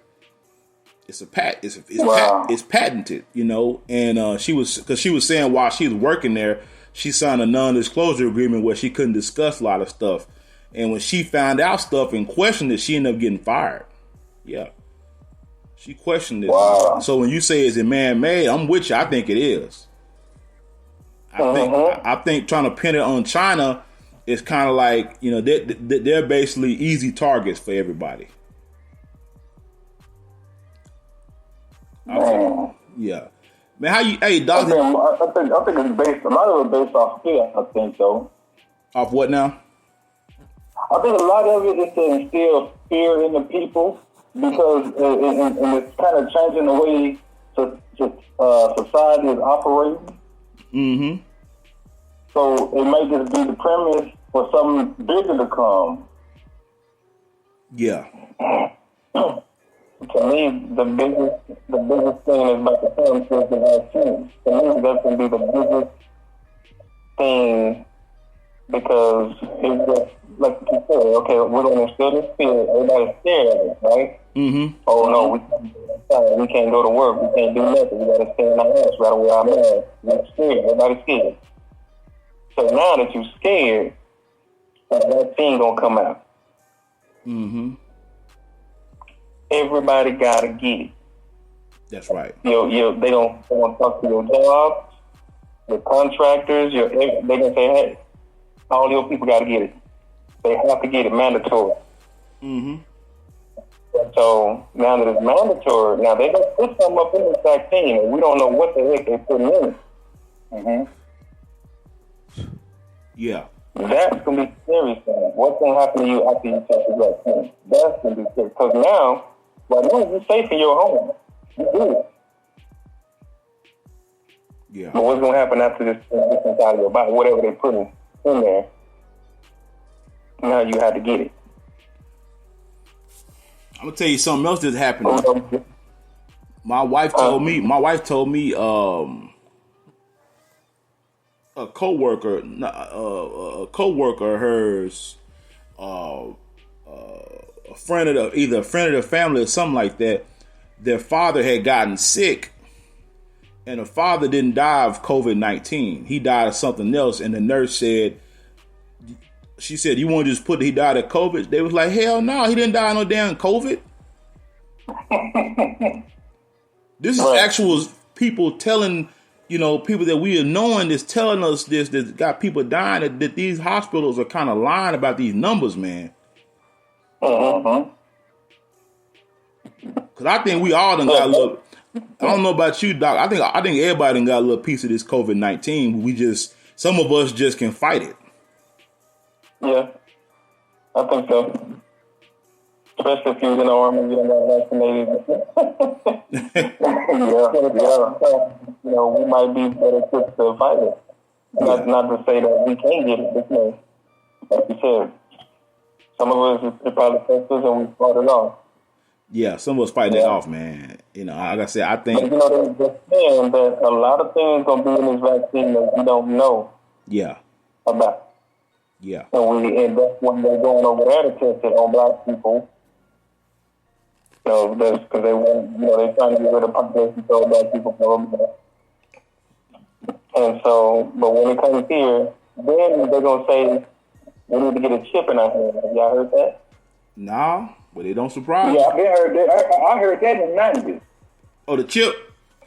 Yeah, man. I tell people all the time, if you go back and you listen to Good Lamar first CD, they talked about a lot of this stuff way back in like 96, 96, 95, whatever.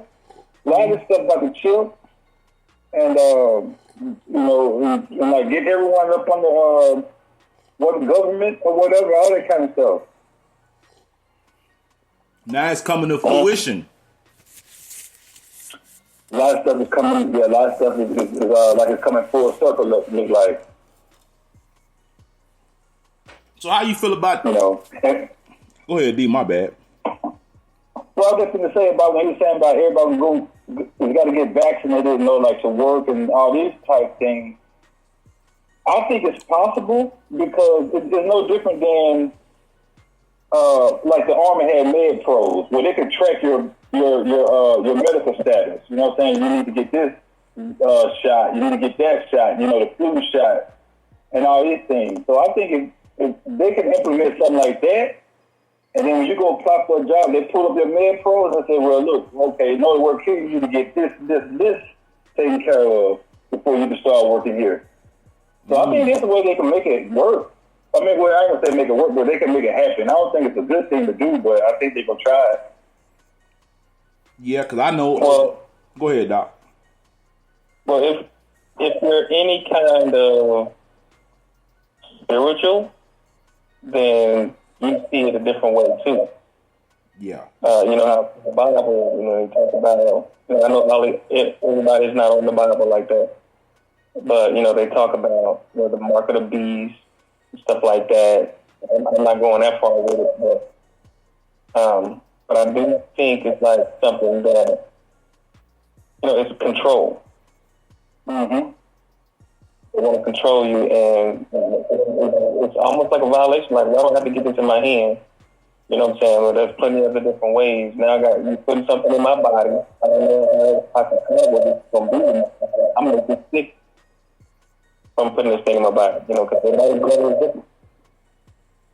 You're putting some kind of metal or whatever that's made out of in my body. I don't know how it's going to move. Mm-hmm. And, but if you're spiritual, it's a way that they can control you. And, spiritual people see that as different. That's right. In a different light, too. That's right. That's right. I'm telling you. Matt?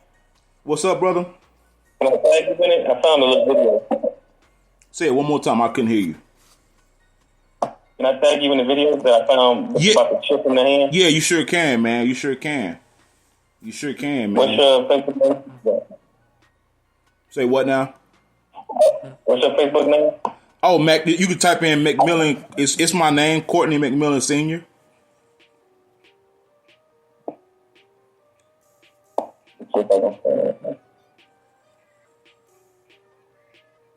Okay, I got you. Yeah, Alvin keep liking my status, but he ain't coming. He ain't coming on? He ain't coming on. So one more thing. Okay, I see. I got it. Yeah. Yeah, man. He keep liking the status, man, but he don't want none of his work, man. Come on, Al. Don't be scared, man. Don't get scared. But yeah, man. So speaking of,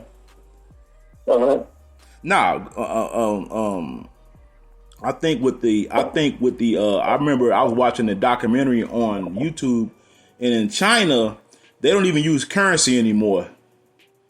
They use biometrics, where basically you stand in front of like a thing, your eye, and they scan like your eye. Dude, they got all your financial information, all that stuff. That's like the chip. They got the chip. Yeah. The chip will do away with the currency. They got the chip. So all your info is on your chip. That's right. They don't need cash, nothing no more. Yes, sir. So you hit on the subject right there, bro. So it's definitely something you can talk about.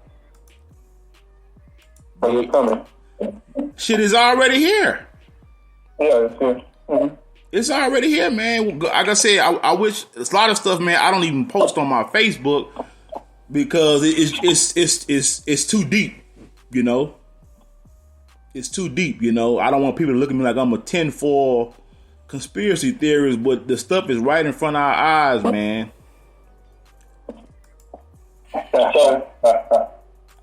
It is, man. You go. When I say this, what do you think?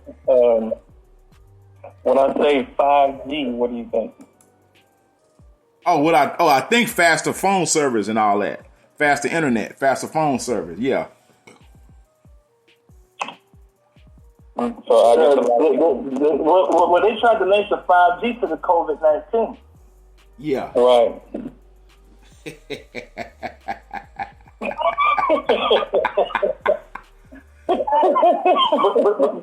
but see,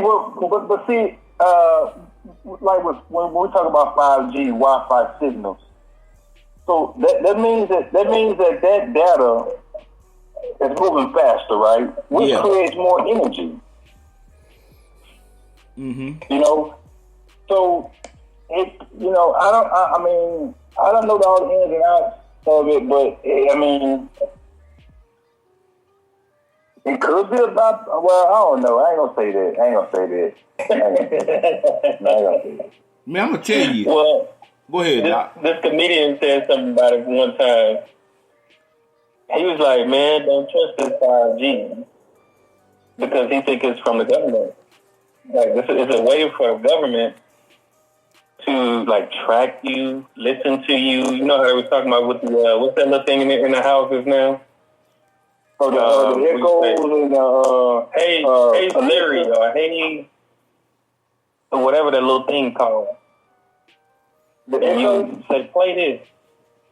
Oh, you talking about Google? You talking about the Amazon? You talking about what's it called? Google. You know what I'm talking about? Yeah. The little thing that you talk to it and it plays whatever you want to play, do whatever, look up stuff. Yeah. You know, they were saying that they were using those to listen to us and stuff like that. And now this is like a higher form, like on your phone, like they can just tap in or anywhere you're at, they can locate you. And this comedian was saying, I even went to the liquor store. And I got back home, and my phone asked me, so how was the liquor store? Did you like the liquor store? He's like, how do you know I went to the liquor store? I didn't tell you. I ain't tell nobody I went. Why my phone popping up like that? I went by myself. Ooh. And so, yeah, it's like it'll give you feedback. You ain't even ask you to do nothing now. It's telling you went here and asking you for feedback. So it's just a higher form of knowing where you were, what you did. Yeah. So it's like, man, dang, y'all like the cops. Y'all like government. Like, y'all tracking me, everything. And so he's like, don't trust 5G. So I just thought it was like some truth to that. So how it can tie in to everything. I believe it is some truth, man. I believe it. I'm telling you, man, technology is damn like it's finna destroy us.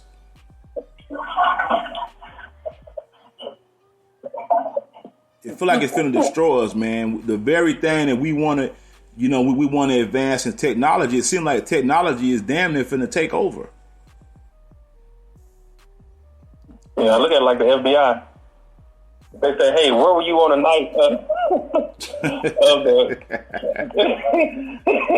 Yeah. That old girl, you're gonna be like, "Oh, I was at the house. Let's see what your 5G say where you were." Yep. Yeah. You know? Cause I don't know if you have, I don't know who your phone provider's with, but I know about, what was that, D, about 3 or 4 weeks, about 2 or 3 weeks ago, the whole T-Mobile network just shut down. Right. Like, what was that about? Well, that's what I'm saying. They said it shut down, and then when it came back up, you had more features on your phone than you did before it shut down. Wow.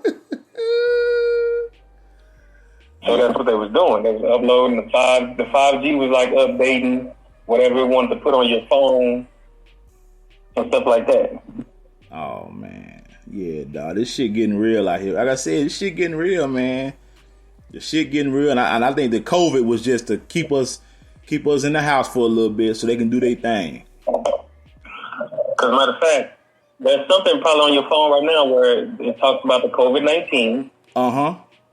And it could tell you if you came in contact with somebody that has COVID-19. That's what your phone tells you. Damn. It's on your phone. Damn, man. You got to go to, I forget, it's a Facebook, somebody put it on Facebook. Yeah. And it said, go here, go to your settings, look here, look there, and it'll tell you that you can turn it on just like an app. Ooh. You know what I'm talking about? Like when you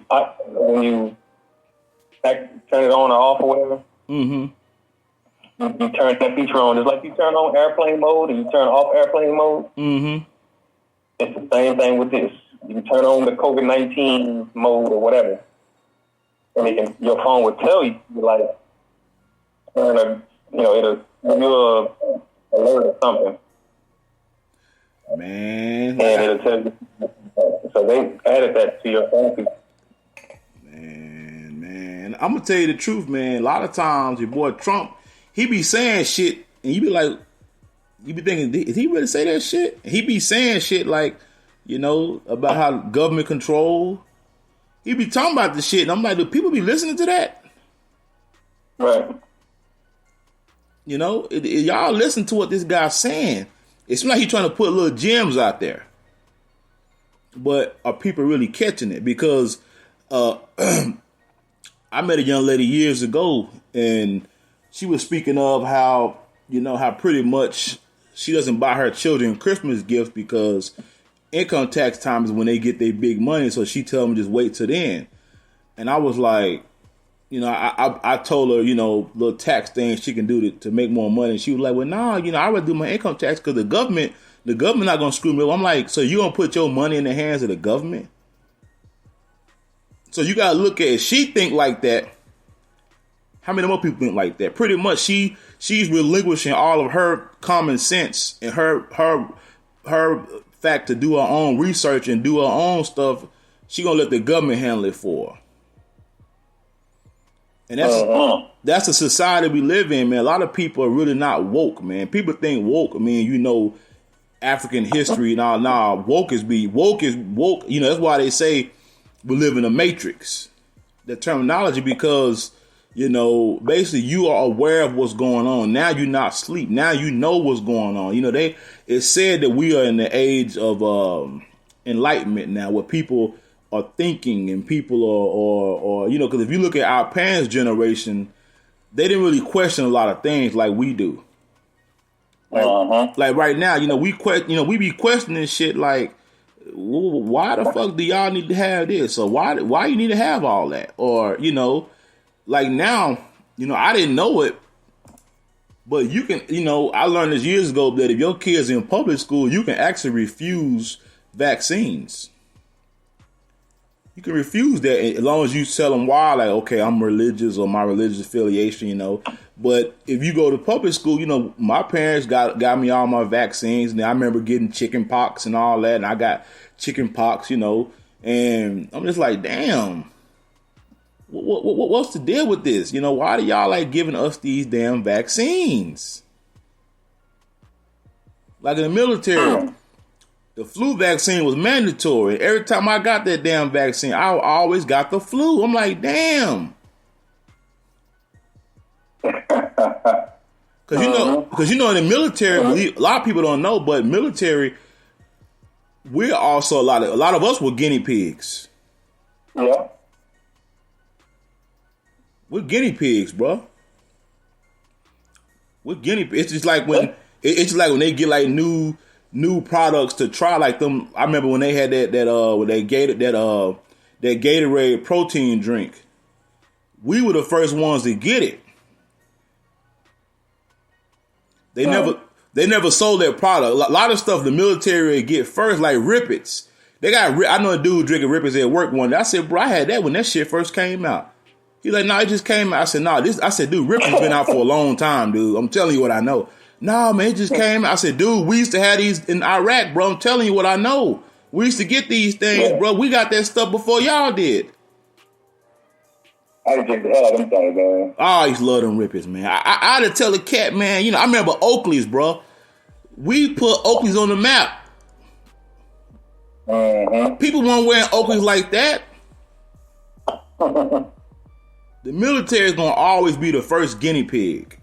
And I hate to say the word guinea pig, but we're going to be the first guinea pig. Then they base the research off of the military, how the soldiers, how all the branches of the military are buying it. And that's how they can tell they're going to release to the public. Yeah, man, I told that cat, I said, dude, Rippet's been out, bro. That ain't nothing new. That's been out. Yeah, I see a Mandela store now. Yeah, Rippet's been out. That's why I say, man, the military is the first, because we government property, essentially. We're government property. So they can try vaccines on us. They can try all that shit on us, man. Ain't nothing we can do about it. I mean, nothing we can do about it. But yeah, man, I'm curious. I'm gonna listen to that video, man. You just sent me, man. I'm curious as to what that motherfucker gonna say it there, man. Like I said, China, dude, they don't even use cash anymore.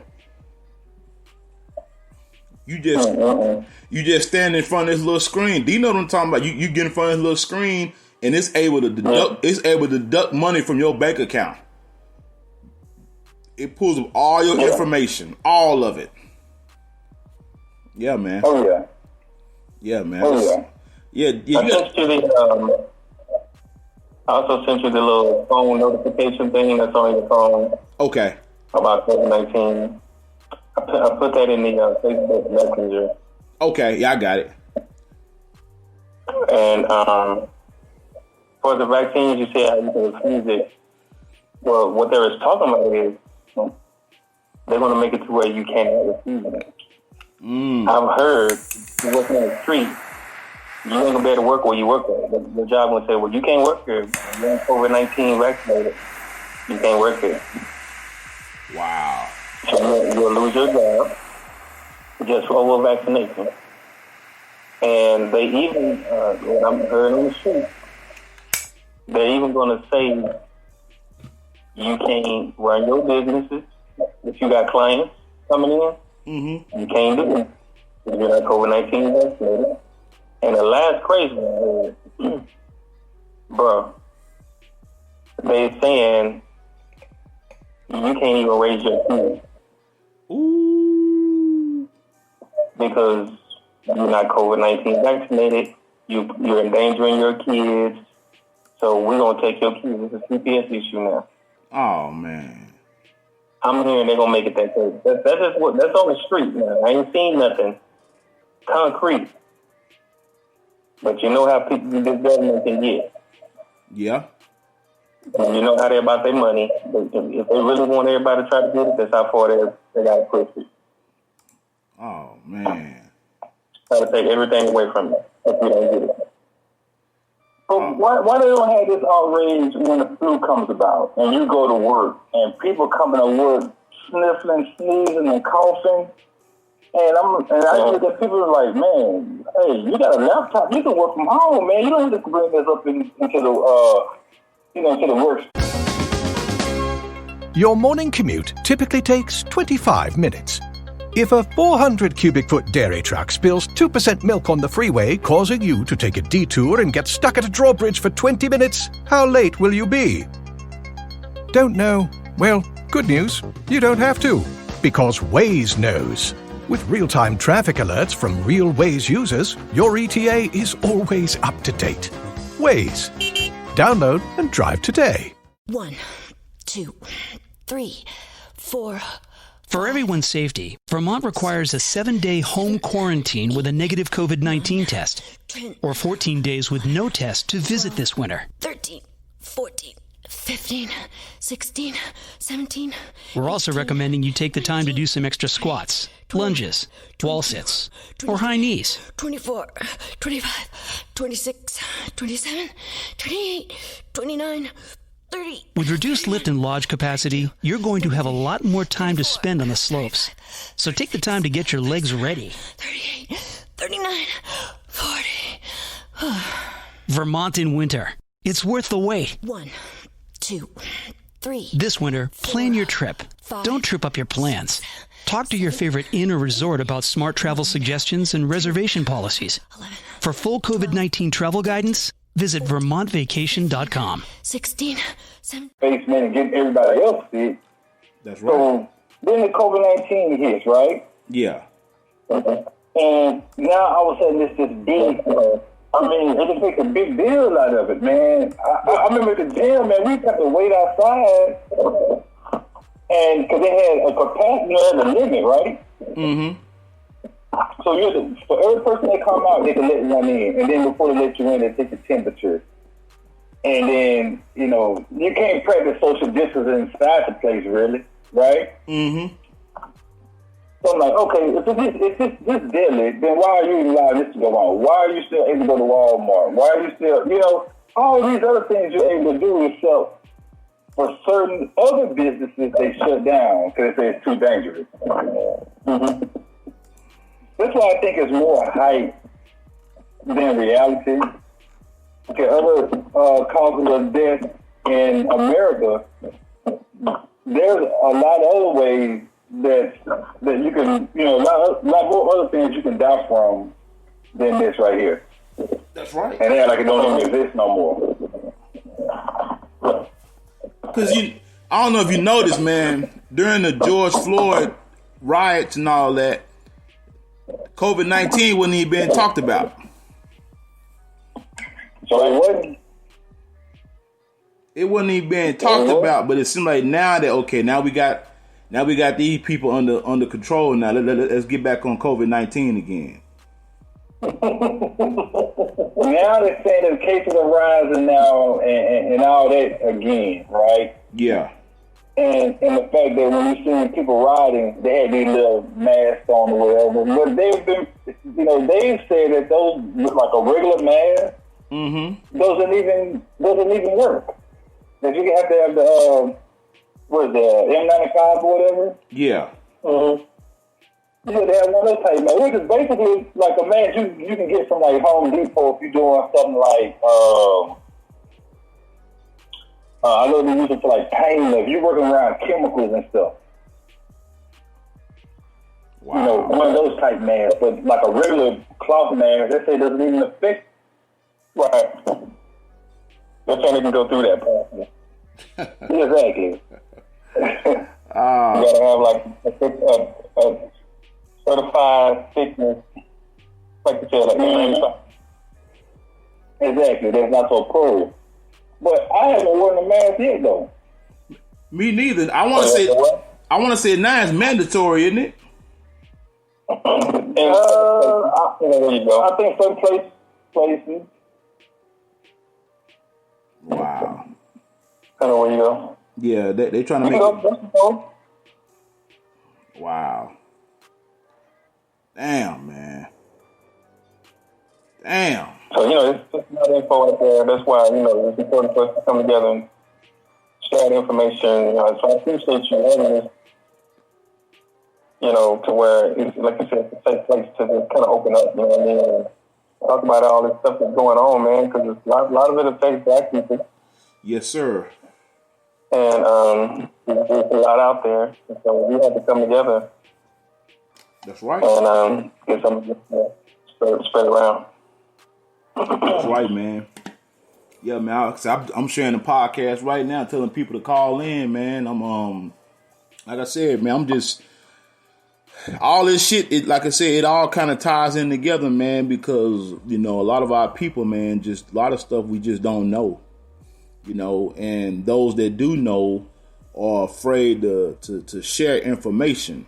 You know, one thing I learned about information is people always, I know my brother, he tried to tell me one time, you know, let people figure it out. I'm like, dude, sometimes people need a little help, man, because, you know, it's just one of them things where they figure out it's too late, you know. And my thing is, man, you know, information is free because at the end of the day, what you do with it is on you. I can share it with you, but if you don't take heed to the warning, ain't nothing I can do about that. But at least you can't say I didn't share it with you, you know. And like I said, man, this is some deep shit, man. This is shit, you know. People just, you know, a lot of times, you know, we get out here, man. We be fucking partying and shit all the time, and ain't nothing wrong with partying. I sent D a picture today, man, on my Instagram. You know, the group of black people was in a van about to go to a cigar event, man. I'm like, boy, I don't know why y'all put that damn picture on Instagram. I really don't know why y'all did that, you know, because I'm like, damn, dude, what happened to social distancing? What happened to all that shit? People not. I feel like a lot of times the problem with black folks is we usually late to the party. We always late to the party. We always late to information, you know. You know, you know, I talk to people, you know, a lot of time about stocks and shit, man. And man, a lot of time people say, man, I didn't even know that. I didn't know that, man. I didn't know that. I didn't understand that. You know, because they watch TV and they watch the stock market and they watch the people talk about Dow Jones and 700 points and this points and they get confused. And I always tell people, you know why you're confused? They say, why? I say, because they want you to be confused. They don't want you to know this information. They don't want you to know people got rich off the stock market. They don't trading. They don't want you to know about, you know, at your corporate gig, you know, about, you know, your company matching you. And they don't want you to be, you know, they don't want you to be knowledgeable of that, man, because everybody knew, then pretty much the jig is up. I mean, you got videos on YouTube right now that people that play the slots and they tell you how to win at the slot machine. They say this is how you win at the slot machine. They don't want I was thinking about that the other day. What's that? I was like, why don't somebody come out and just let everybody know how to make money? You know what I'm saying? Like, yeah. Dude, let everybody know. Like, why ain't we all coming up? Yeah. Wouldn't that be a better place to live if we all got money? Yeah. That's just me. I'm just thinking, man, let us know about these trading, these stocks, these jobs, these whatever we want to know. Just everybody just put out everything. Yeah. And let us just pick what we want to do, and that way we can just all have money. And that way, that's one less thing we got to worry about. Yeah. Imagine what that's going to do to the hood. On the black on black crime. If everybody got money, it's going to slow it down. It's going to slow it down. You ain't got to take nothing from me, bro. You got yours. Or I can help you get yours. That's right. No, go to getyourmoney.com, bro. Talk to Matt. And, you know, he'll get you straight. You'll be working tomorrow. Bro, I done helped so many cats with them stocks died. I done helped so many people, man. They ain't even, they was like, man, I don't understand how to buy this. And I don't understand I said, man, let me show you. Let me show it to you. They be like, that's it. I said, dawg, that's it. Well, man, I be watching TV and they be talking these crazy. I said, you know why it's confused? And they're like, why? Because they want you to be confused. I used to be confused. like the young lady you was telling me about, Invest Diva. You know, she charged $1,000 for her course. I know one sister, she charged damn near 3 racks for her to show you how to day trade. She actually showed you how to day trade. She charged you $3,000 fucking dollars, dude. And I'm like, man, you got your rabbit ass mind. I can use that $3,000 to start day trading. Well, all she did was pick up a book. But she wanted to charge motherfuckers $3,000, man. And I'm like, man, come on. What's up, D? That's how they do it, you know. That's how they do it. I'm like, damn. But the chick Invest Diva, she knows she real cute, and she know the average. And I'm more than positive majority of her supporters are men. Cause I'm not gonna lie, I liked it because she looked good. I'm like, okay, let me see what she talking about. I'm like, oh man, she ain't talking about nothing. She ain't talking about nothing, man. She just look good. Other day she had a video shaking her butt, them thighs was jiggling and titties. I said, ooh, I see how she get clients, boy. She ain't playing around. She ain't playing. She knows what she doing. I'm like, man, come on, man. Well, yeah, man. They want, like you said, put all this. They don't want it, man. Put this information out. Just put it out. Just put it out there, man. Because just think about it. If we knew about buying shares in our 20s, dude, we'd probably be millionaires by now. That's what I'm saying. I'm saying, why isn't it just out there? Even, even the black people too. I'm not saying just white. Like, if you black and you knew, share it with the brothers, Well, here's the thing with, and I'm going to discuss this one day. Here's the thing with, like millionaires though, Yeah, I'm going to discuss it. I'm going to tell you the thing with black people is we have micro sex. We have micro sex. Like you literally have a group of people, black bourgeois. I'm good. You literally have black people who keep, because I was watching a YouTube video on this, on the black elite. Dude, they keep their wealth real hidden, real tight. Yeah. Like, I'm good. Yeah, I'm good. And they don't let nobody in. They don't let nobody in. You got to be in a circle. You got to be a part of this organization. You got to be part of this fraternity, the quote unquote boule, which is actually a real fraternity group. This stuff is not made up. And it's they got it so locked tight, man. And when you hear black people say, "Oh, I'm good, I got mine," you figure it out. Like what? What? Figure it out? Come on, man. Like I said, man, I'm like right now I'm in a group called DFW Black Owned Restaurants. Bruh, I had no idea we had this many black owned restaurants in Dallas Fort Worth. I did not know. I'm like, what? Where the hell y'all been at? I ain't know about this. You got vegan restaurants. If you want to be a vegan, they got it all, but a lot of times that stuff be hidden, man. And I'm gonna tell you, man, right now, a lot of economists say during a pandemic or a recession, you actually can make the most money because you can double down on stocks, on businesses, on advertising, because now all the fluff is out the way now. All them other businesses. Huh? What area you in, Fort Worth? I'm in Fort Worth. Yeah, I'm in Fort Worth. It's so many, man. I think I'm in Fort Worth. You say what now? I think I was telling you that my brother's in Fort Worth. Oh, okay. Yeah. I think you did tell me. Yeah, man. It's so much. It's so much, man. And like I said, my cousin added me to that group, but that's what we got to do as black folks, man. We got to create our own shit, and we got to share it with each other, man. We got to collaborate. We got to collaborate. Cause I've been seeing that black-owned restaurants lately. They got like, if you just Google it or look it up on Facebook, they got a lot of lists in every city now. A lot of it. I said, that's what we're trying to do. That's the new movement now. We're supporting our own. And I've even heard people put down, people have questioned people and saying, "Oh, you're pro-black." Well, I'm black. How the fuck could I not be pro-black? Mm-hmm. That don't even make it's like, come on, man.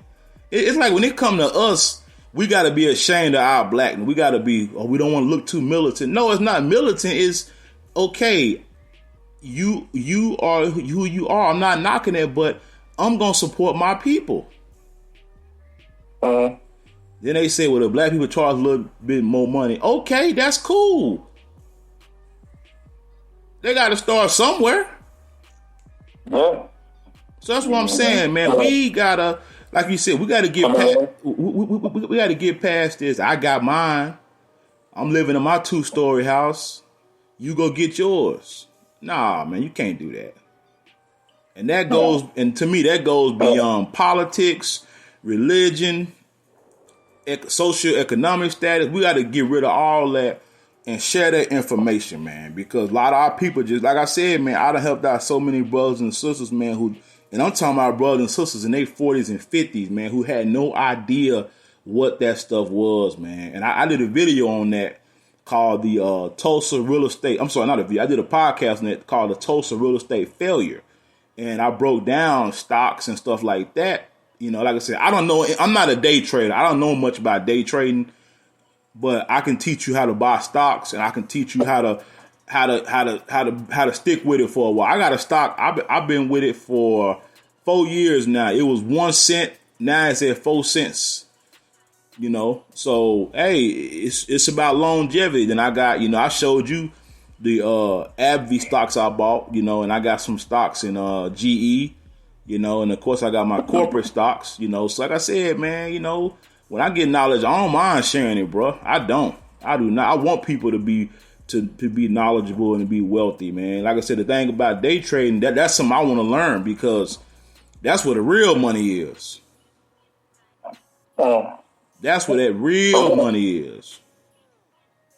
All right. Yeah, day trading, hey man, day trade, you can set yourself up with day trading so good to where you ain't even gotta work no job. You can make $2,000 and $3,000 a day. You can make, if I can make $500 a day off day trading, bro, that's good. If I can make $100 a day off of it, that's good. Right. Yeah, man. But, man, let me go ahead and end this podcast, man. I enjoyed you brothers on, man. I really did, man. We got to do this more often, bro. Like I said, I'm glad you called in, man. Y'all got any final words, man? No, I'm good. What about you, Doc?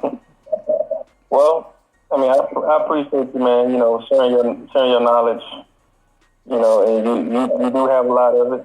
You know, you're a young black man that has a lot of knowledge. You're doing it. You're out here, you know, seeking wisdom, raising a family. You know, you got a lot to offer. You know what I'm saying? So, I appreciate you doing this, and I think it's gonna grow. Man, it'll grow. Blessings to you. Likewise, man. You got a lot yourself, man. I'm telling you, bro. Hey, man. I thank God for you, dog.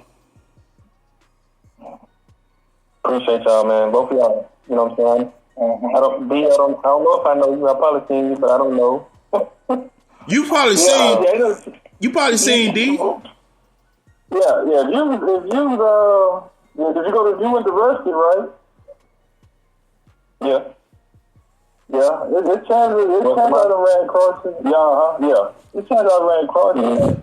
Shit, D Doc was with them the first tour. Mm-hmm. I think I was. Did you wear glasses? No. Do you know Cedric? Do you know Cedric Glisper? No. He was a medic. Yeah, he was a medic. Me and him was like the only two black people for a little while.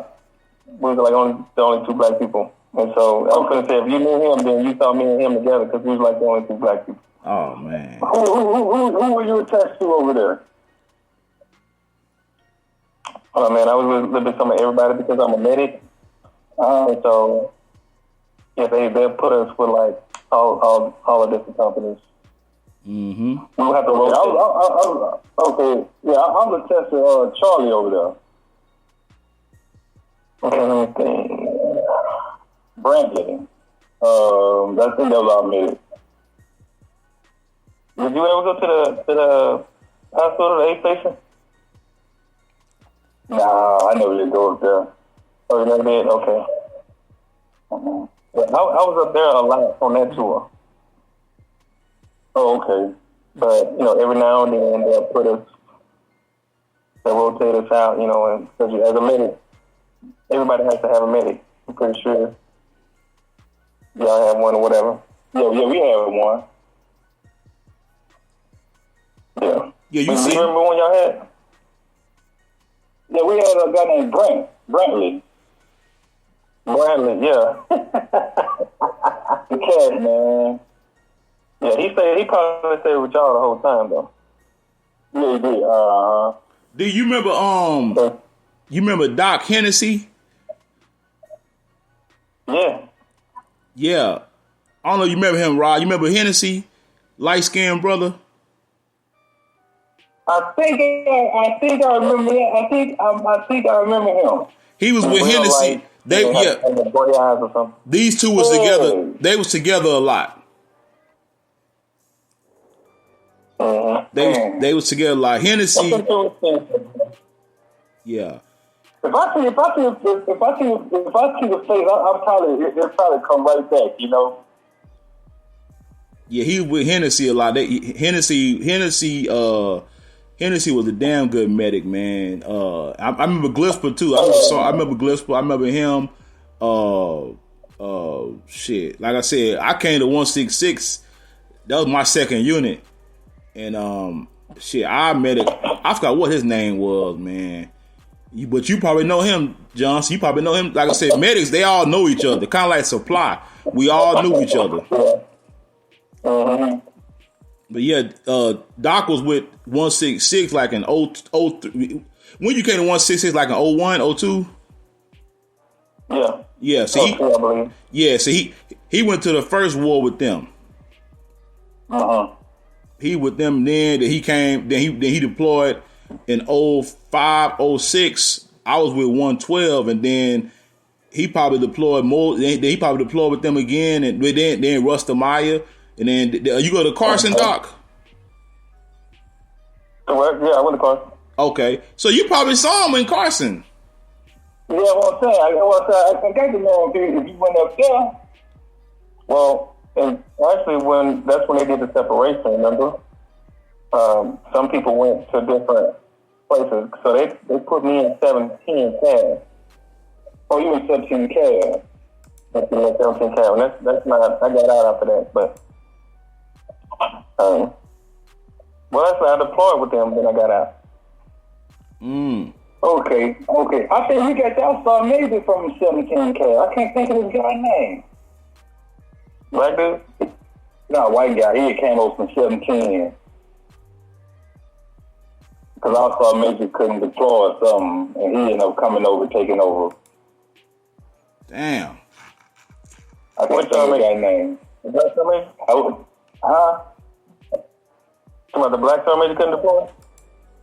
No. The sergeant we had back then, he didn't even come up to Carson. I remember the new black sergeant. I remember him. I got his name though. Yeah, I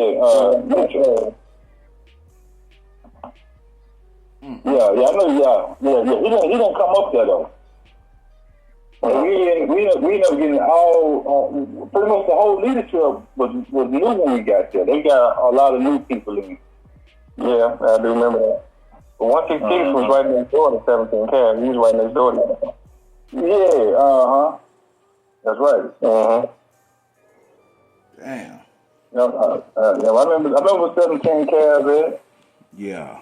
Because when I came to Fort Hood in 05, they had Fourth ID just came. They literally just came back, literally. And then we was back out in December, like 112. I was with 4th Brigade. So they was 1st Brigade, and then they reflagged. I was with Alpha 299 Engineer, and then they reflagged to 4th Brigade 112, Echo 112. And then when we redeployed, some of them, those who didn't volunteer, they stayed with 4th Brigade, but they became 4th Brigade 1st Cav. And then a lot of us went back to 1st Brigade, went to 1st Brigade, and that's when I got 166, and then some of the guys got 122, and then they split us off, and then some people went to 2nd Brigade who was going to Carson. I didn't want to go to Carson. My dad was in the Army. He told me, do not go to Fort. He said, do not go to Fort Carson. He said, whatever you do, stay out of Carson. He said, man, it is racist as hell up there. And when he told me that, it stuck with me. And they said Fort Carson. I was like, nope, nope, I ain't going. And I'm glad I did, because everybody that went to Carson pretty much did not like it. Yeah, Doc, how was your experience at Carson? Uni-wise, it was all right. Yeah, it was all right. I had a really good platoon sergeant. That's his name. Little bit short dude. I forget his name. Real short white guy, but he was the coolest guy ever, though, man.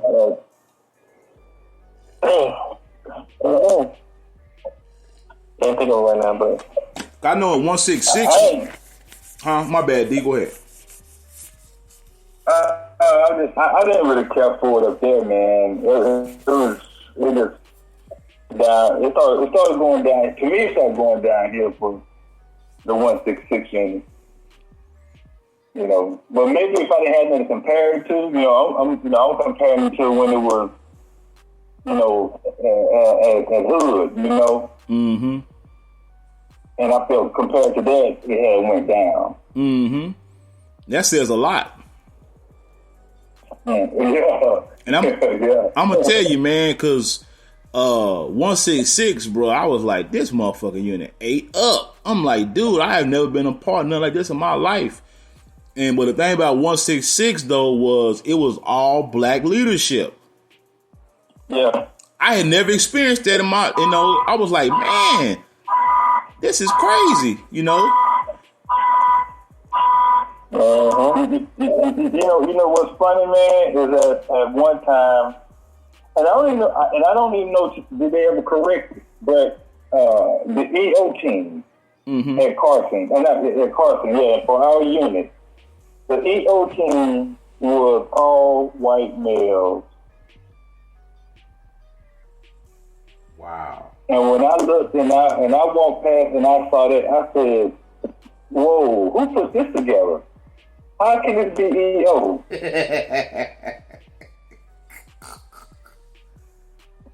Your EO team is supposed to be diversified. You're supposed to have people of color along with women. You're supposed to have all this on the EO team. That's right. I know, right? That's like and I seen that, I said, wow. That's like in the civilian world, the diversity team at the job. It's supposed to be it's supposed to be diverse.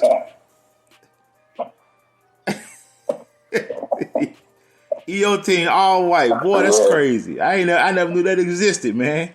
Yeah, man, I'm gonna go ahead and end my tenure here. I'm done, man. Yeah, my old man told me stay out of. He told me. He told me two things. He said, don't be infantry. He said, stay the hell out of Fort Carson. So I kept that stuff in my head, man. I was like, why? He told me. He said, man, I went to Fort Carson as an E4 and left there as an E3. Wow. He said, I beat up my platoon sergeant. He said, that motherfucker called me a nigga. He said, that was it. I beat the shit out of him. Ooh. So yeah, that's why Carson, I was like, no. When they said, you want to go to 2nd Brigade or 1st? I said, they said, you want to stay here? You want to go to 1st or 2nd? I said, what's 2nd Brigade? What's up with that? Oh, they going to Fort Carson. I said, nope, I'm good. And I said, I don't want to stay here. I'm ready to get up out of here. I'm tired. And I said, man, this unit, I'm tired of being here. I want to do something new. So yeah, I went to, like I said, man, Carson, and then when I got in, I heard bad stuff about Carson. I was like, damn, I guess he was right. Yeah, every moment. Yeah, man. Like I say, man, we got to do another podcast, man. I enjoyed this, man. I'm glad y'all brothers called in, man. Like I said, I took a couple weeks off, man. So I got to get I can see my analytics on my dashboard. And man, my podcast was going. Then whenever I don't post or I don't produce, it slows down. So I gotta I gotta get on. My goal is to do one every day, man. So, but believe, people don't understand. This should take it's a lot of energy, man, because I wanted to be right. I don't want to just get on here babbling, man. I want to, I like to have something meaningful to talk about, and and like I said, I can do a podcast by myself, but I enjoy when people call in, and it's just, I like hearing different dialogue, man. I like that, man. Like I said, I always tell people ask me, how do you do a podcast? I said, man, just talk. You ain't know, it's not formal. It's nothing formal about it. It's informal. You can kind of be yourself on here, man. I know, like I said, people, we so restrained now. Everything nowadays is so damn, you can't say this, you can't say that. You say this about this group of people. You say that, man, I'm not, when you come on here, man, you can let it rip, man. I don't give a damn. I don't give two fucks. So like I said, man, I enjoy it, man. And the pandemic, I was like, what, man, let me start podcasting, man. So, like I said, on my back end, I can see, like majority of people actually like listening to this on Spotify. So now I know what podcast outlet to use, and I thought, like I said, it's just, on the back end, I'll be seeing the numbers, and I said, okay, and I make a little money. I don't make a lot of money off of it, but I have like advertisements on here, and I need to start going on my Facebook and telling people, hey, if you want me to promote your business, hit me up. For right now, I just do it for free. I ain't gonna charge nobody, but eventually, man, like I say, when I really get to, it's the thing about this, I like it. It's a slow drip. It's not nothing. I'm not trying to do this as a full-time job, and I guess it's why I enjoy doing it, because I don't have to. It's not like I have to do it, but I take a lot of pride in it, man. I enjoy it, man. Like I said, I'm glad y'all called in, man. I don't take anyone for granted, man. So, like I said, it's just, it's good to hear different people's perspective, man. It's just, people got to understand, everybody don't think the same, and believe it or not, the majority of my listeners are black people. Like I said, I can literally see all that on my back end. So, like I said, man, brothers listening to it, man, and y'all check out the whatever medium you want to listen to it, and it's good if you download it. So that's the thing nowadays. Like, even with this music shit, I didn't know it till this artist I listened to. He was saying, he said, hey, y'all download my music. He said, I get my money when y'all download it. I usually listen to music. He said, but when you download music, the artist started to get paid for that. So, yeah, man. Like I said, I'm learning a lot, bro. I am, bro. Like I said, and I like doing this, man, because, information, people got to know what's going on, man. I'm not one, I didn't really like that nigga. I ain't really like Sarah Major Mitchell. But one thing that... yeah, you remember Sarah Major Mitchell? You remember that crazy motherfucker, man? That little short-ass motherfucker. You remember Sarah Major Mitchell? You remember him, Doc?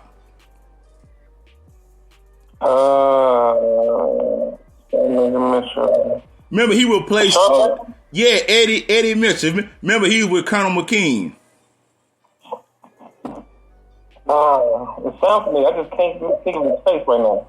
Anyway, when Mitchell first came to 166, man, he came in. You remember Sergeant Major Dale, right? Yeah, that's the one I was telling. Yeah, Sergeant Major Dale. Yeah, well, Sergeant Major Mitchell was a CSM. And he walked into the motor pool in the what you call it, D, what a 92 ounces be at? Guy? Huh?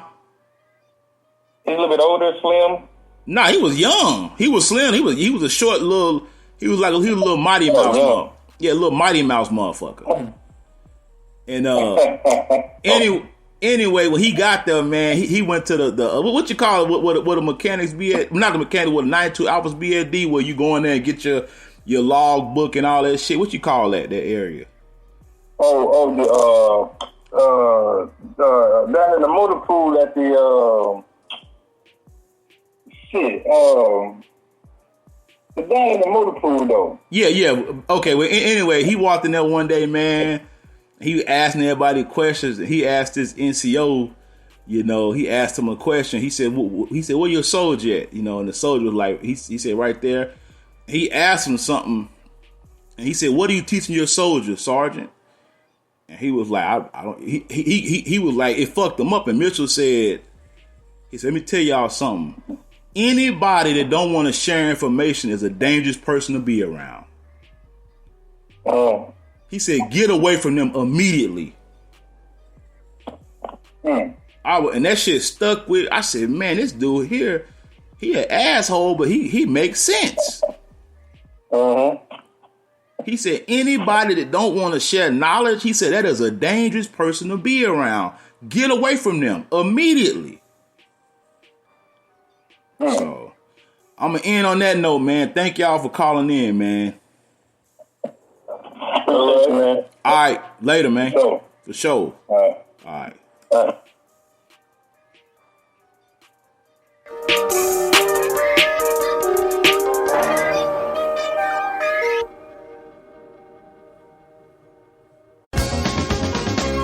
You're making grilled cheese tonight. The store with the really, really good cheese closes at 7. If it's 12.1 miles away and work ends at 5:45 but rush hour picks up around 6:15, when's the latest you can leave for cheese? Don't know? Not to worry. Waze knows.